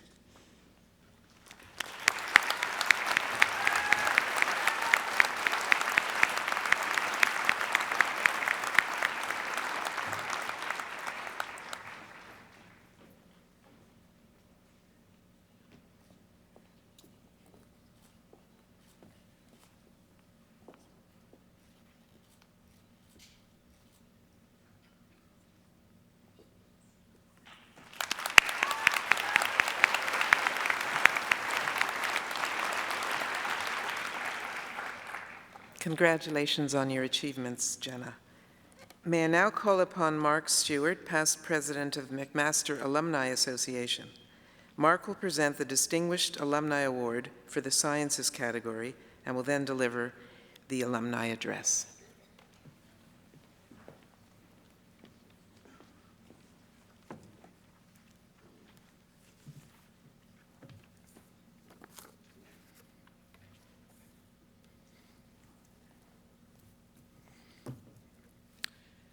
Chancellor Labarge, President Dean, Dr. Levin, McMaster faculty, fellow alumni, honored guests, and of course, members of the McMaster class of 2015. Over the years, I've had the privilege to meet hundreds, if not thousands, of our McMaster alumni, so I can say with confidence that they are truly an exceptional group of individuals. Even amongst this notable group of individuals, some alumni achieve truly extraordinary accomplishments. Today, I have the honor of recognizing one of them, Dr. Michael Baird, the recipient of the 2015 McMaster University Distinguished Alumni Award. Hamilton-born and Dundas-raised, Dr. Michael Baird graduated from McMaster in 1962 as a senior class president and one of the top university sprinters in the country. In fact, he was actually inducted into the McMaster Athletics Hall of Fame in 1997. He is now an emeritus professor in the Department of Chemistry at Queen's University, where he has served on faculty since 1967. In that time, he's built an international reputation for his research in organometallic chemistry. You can tell I'm not from science. His contributions to the field include the development of novel protocols for synthesizing and studying many of the thermally unstable compounds involved in his research, along with making significant advances in the study of the catalysts that are so important to the chemical, petrochemical, and pharmaceutical industries. His research group helped make automobile tire rubber more environmentally benign by developing new catalysts for the manufacture of the elastomeric material, which forms the basis of that material. He's also made strong contributions to non-catalytic research, particularly in helping to develop promising new titanium-based anti-tumor drugs. With more than 250 peer-reviewed publications and 10 patents, he has received almost every significant award for scholarship in his field, including the Catalyst Award and the Alkin Lecture Award from the Chemical Institute of Canada, which also elected him a Fellow of the Institute. He received the Queen's University Prize for Excellence in Research and was elected a Fellow of the Royal Society of Canada in 2003. Dr. Baird has served his profession as a member of several NSERC committees and as a member of the editorial boards of the Canadian Journal of Chemistry, Organometallics, and Inorganic Chemistry Communications. More than simply an outstanding researcher, he's also a decorated teacher who won the Chemistry Department Student Council Prize for Excellence in Teaching a record 5 times at Queen's. He also coached the Queen's track team and was one of the inaugural inductees into the Queen's Athletic Coaches Hall of Fame in 2003. An amazing list of accomplishments, McMaster is proud to recognize Dr. Michael Baird of the class of 1962 with the 2015 Distinguished Alumni Award. Thank you. Congratulations. Thank you. Great to have you back for this. That's it.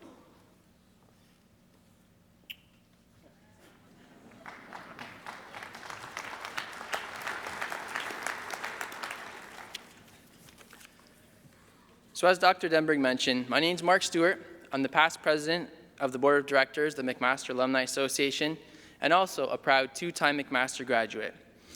I have the pleasure today of bringing greetings from your fellow alumni. So of course, graduations are a time to reminisce on the past, celebrate the moment, and importantly, to look towards the future. So because of that, convocations are often filled with timeless words of wisdom, such as those that were quite eloquently shared by your valedictorian, Dr. Dennis. I'm a big fan of keeping things in the family, so I'd like to read to you a message written by our university president to McMaster's newest alumni. Good alumni, he wrote, are a combination of advertisement, scout, correspondent, and benefactor. They're advertisements because of their own achievements. Their success in profession, business, or in public reputation is a priceless contribution that graduates can make. Alumni who are good scouts, in the sense that they're always on the watch for good students to direct to McMaster, are invaluable assets. Our graduates can do much to guarantee our succession. To be good correspondents means simply keeping in touch in matters as simple as the change of your address or personal news about your occupation or family. Beyond this, there's the opportunity to join the noble company of benefactors who help to guarantee that coming generations of students will have better facilities and opportunities than we had in our day.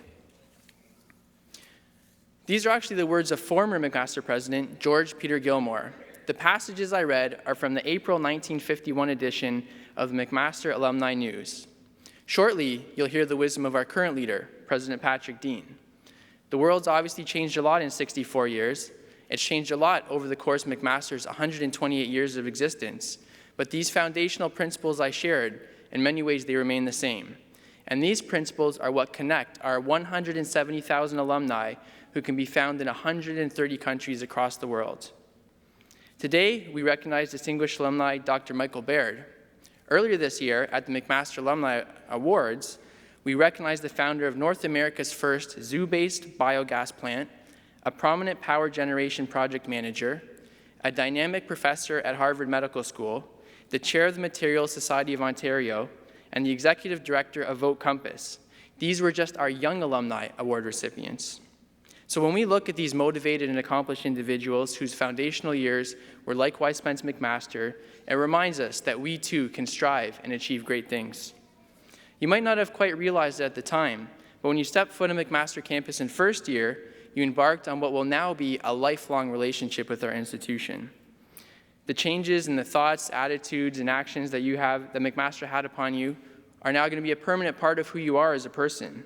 Your classmates, now fellow alumni, they're people you know, who you can trust, and who likely you will do part of your life's work with. The professors sitting behind me on stage that made an impact on you during your degrees, they'll now become your friends and mentors. I hope McMaster will become a venue for you to pay it forward, that you'll engage with students and help pass on some of the knowledge that was shared by alumni with you when you were students. Like I suspect will be the case with many of you, 3 months ago, McMaster became my employer.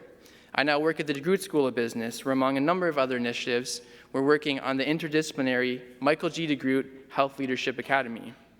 McMaster is a place that our alumni are proud to send their children to. It's a place that's undertaking world-leading research that will impact all of our lives. The message here is no matter where you are in the world, what you're doing, at what stage of life, don't underestimate the value of your McMaster network. We're humble, but we're proud, and we're a close, supportive, and ambitious family. You'll soon begin receiving our alumni magazine, McMaster Times. You can join our online and social media communities. We also hope that you'll join your fellow alumni in one of the hundreds of events that we organize every year, from here in Hamilton to across the world in Hong Kong. So from here, you're going to follow in the steps of your predecessors. You'll become successful academics, doctors, scientists, researchers, therapists, leaders of all stripes, regardless of your title. But through it all, you will remain a marauder, and we will support and applaud you every step of the way.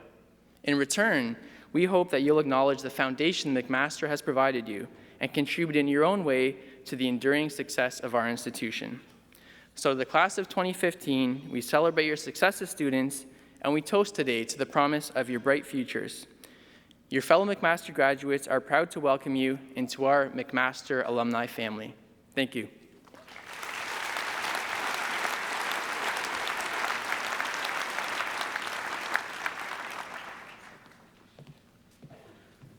Thank you, Mark, and congratulations to Dr. Baird for such a renowned academic career that spans excellence in research, commercialization, lauded education, service to the university, to athletics. It's really an excellent model for an alumnus. May I now invite Dr. Dean back to the podium to deliver his President's address.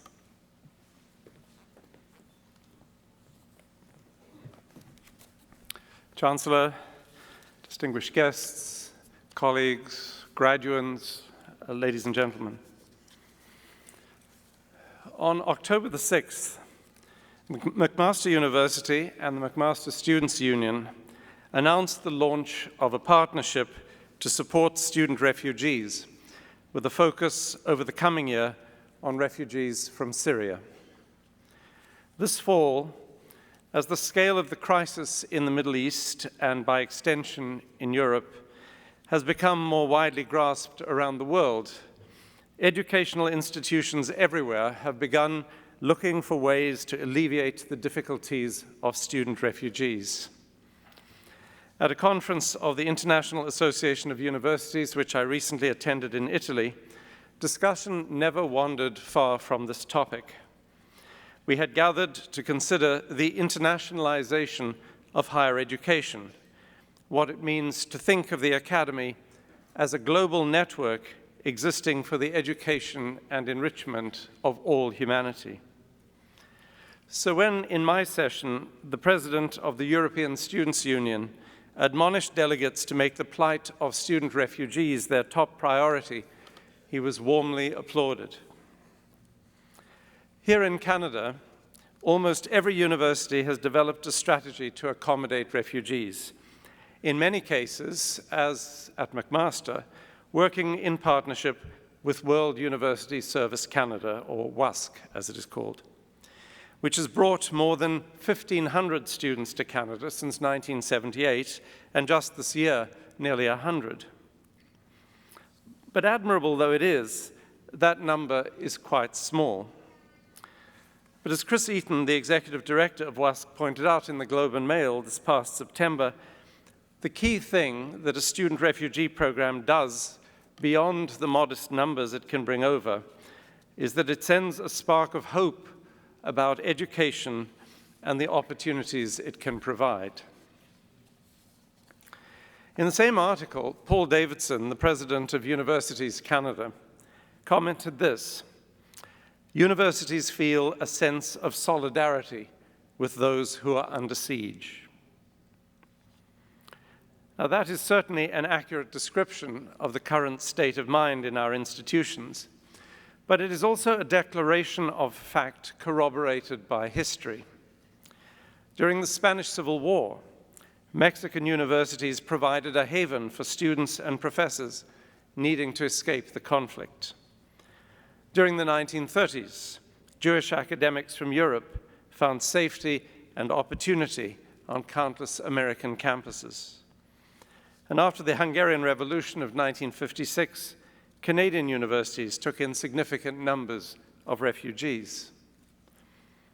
I want to consider why universities feel solidarity with people under siege, and why today, as we celebrate your induction into the worldwide McMaster family, it is imperative that we regard that family not as a private club made strong by its determination to exclude others, but instead as a fellowship of diverse people united by shared experience and certain common values, and committed to continuous expansion as we welcome new members from different cultural, ethnic, religious, and geographical origins. It has lately become fashionable to talk about institutions like McMaster as multiversities. This as a way, I think, of signaling their complexity. But to do so misses a critical point about the word university, namely that it implies unity in diversity. That, like the physical universe, it is assumed to be not just a proliferation of things, but instead a proliferation held together by purposes, rules, or values that are to some extent inferable. There the analogy potentially breaks down because it is considerably more difficult to infer the structure of the universe than the order of a university, though some might disagree with this. But the point is that the Latin word universitas means the whole, a totality. In the 12th century in Europe, the word came to be applied to communities of teachers and scholars, partly because members came from all parts of the known world. At that point, the possible fields of study were few. Civil law was almost the exclusive focus at Bologna, for example. So it was inclusiveness of people, rather than of subjects, that made the universitas an avatar of the university in those days. What is often forgotten is that the teachers and scholars who came together to form the first universities in Europe were, if not exactly refugees, then almost always aliens within the cities that hosted them. Some might indeed have been refugees. These were the years when the Holy Roman Emperor was vying with the Pope for control of Central and Southern Europe, and cities, as well as the nascent universities within them, inevitably became aligned with one side or the other. Students, though, were a deracinated group who came to be known as clerici vagantes, or wandering clergy.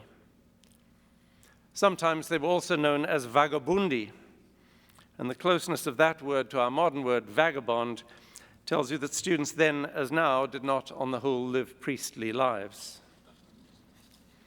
As one historian has written, they moved from town to town in search of learning and still more of adventure.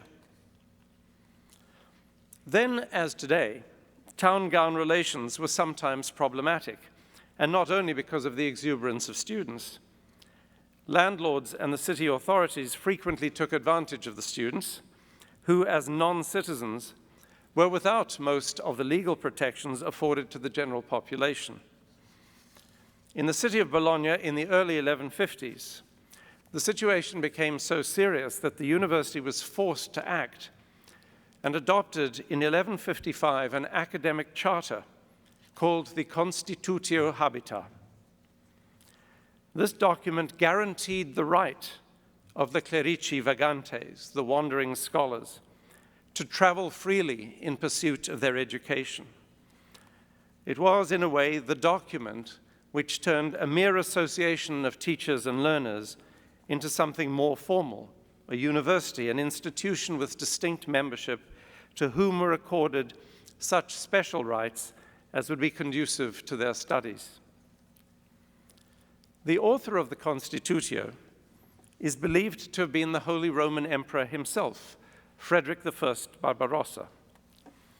The rights granted by the emperor to scholars included, first, immunities and freedoms normally reserved for clergy. And somewhat amusingly, a condition for this was that scholars should wear clerical dress, something they agreed to do, setting a fashion trend that, as you can see, continues to this day on the stage. Second was the guarantee of freedom to travel for the purpose of study.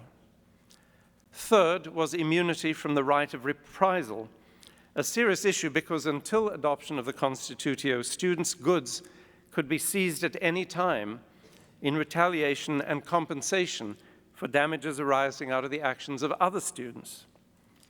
And finally, the Constitutio accorded students the right to be tried by their masters rather than the local civil courts.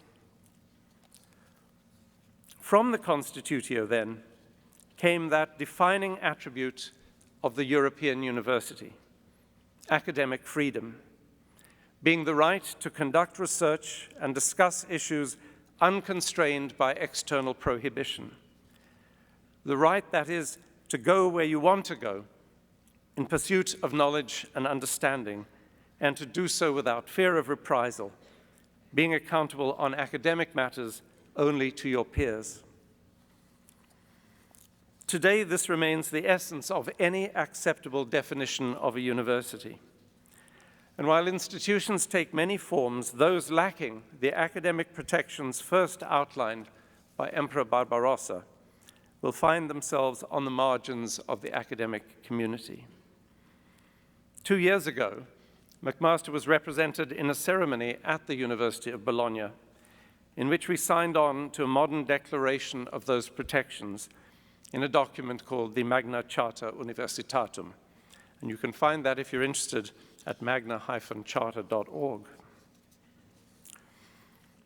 All of this, nearly 1,000 years of scholarship and learning, and in my view, the crowning achievement of European civilization, began with wandering scholars, clerici vagantes, vagabundi, ribaldi, or whatever they were called. It began with their high spirits and the sometimes disruptive effect of their hunger for knowledge, with the fact of their being foreign, and by virtue of that, a challenge and a temptation to the established order.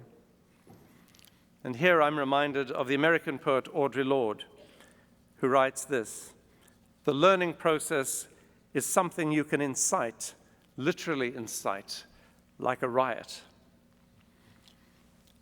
The earliest universities were, in a sense, a strange kind of refugee community, a volatile association of persons displaced from their homes by political and economic forces, as well as by a personal longing to find answers to questions and a life richer in intellectual, spiritual, and material terms than the one left behind. That may be why today universities feel solidarity with refugees and are committing themselves to help address the current crisis. I don't wish to draw a preposterous equation between a modern research-intensive university like McMaster and a refugee camp in Jordan. But I do want to remind you that the education it has been your privilege to enjoy, an education that would not be the same without our society's endorsement of academic freedom and the Constitutio Habita, enshrined in our country as throughout the Western world in custom and legislation, is founded upon a sympathetic understanding of the condition and the value of persons construed as alien, stateless, in flight, and searching. The garments you see worn on the stage today, vestiges of that early requirement that wandering scholars dress as clerics, are evidence that universities in those early years were, like churches, places of refuge. By definition, then, scholars like yourselves were understood to be, in some metaphorical, if not actual sense, refugees. But the expectation was that to be a refugee was a temporary condition, and that eventually you would emerge from it empowered and ready to make a difference in the world. I have no doubt that today, as you graduate from McMaster University, you are indeed so empowered. Remember that. And also, remember your kinship with others for whom the condition of refugee will not be so easily escaped. I want to leave you with a few stanzas from a poem by the British Jamaican dub poet Benjamin Zephaniah, who writes this: "We can all be refugees. Sometimes it only takes a day. Sometimes it only takes a handshake or a paper that is signed. We all came from refugees. Nobody simply just appeared. Nobody's here without a struggle. And why should we live in fear of the weather or the troubles? We all came here from somewhere." Graduating students, wandering scholars, vagabundi and ribaldi, my very best wishes and expectations go with you all. Thank you.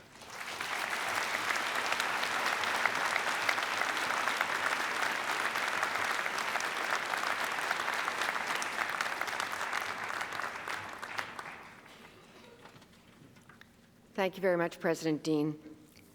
Congratulations to the class of 2015. As a fellow McMaster alumna, I'm looking forward to see where you all go from here. I have no doubt that some of you will emulate Dr. Baird and will find you as a distinguished alumnus, or we may find you receiving one of the alumni awards. But all of you today are going out into society where there are probably more challenges than we've seen in decades. I think Dr. Dean has done a wonderful job of taking you through the role that universities and the university communities have played over the years in that kind of turmoil. Dr. Levin has shown you that the need to work together and collaboratively in a university community can only make things better. And although you're leaving here, you remain part of that community.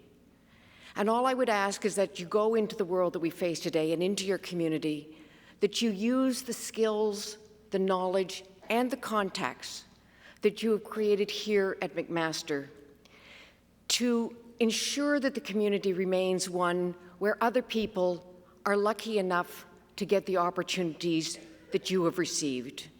As your valedictorian pointed out, you were extremely lucky to have chosen McMaster, and possibly even luckier that McMaster chose you. But what we need to do is ensure that you use all that you've learned to, as I say, create an inclusive community and to make sure that the reputation that Canada has so created of being a tolerant and welcoming country remains that way. On that note, I wish you all the best as you go forward. I have just a couple of housekeeping items to tell you about before we close. Flowers that have been delivered for graduates will be available at the coat check in the main lobby. I would ask that you please remain standing at your seats until the academic procession and the graduates have left the hall. And finally, please join now in the singing of our national anthem. After the singing of the anthem, this convocation stands adjourned.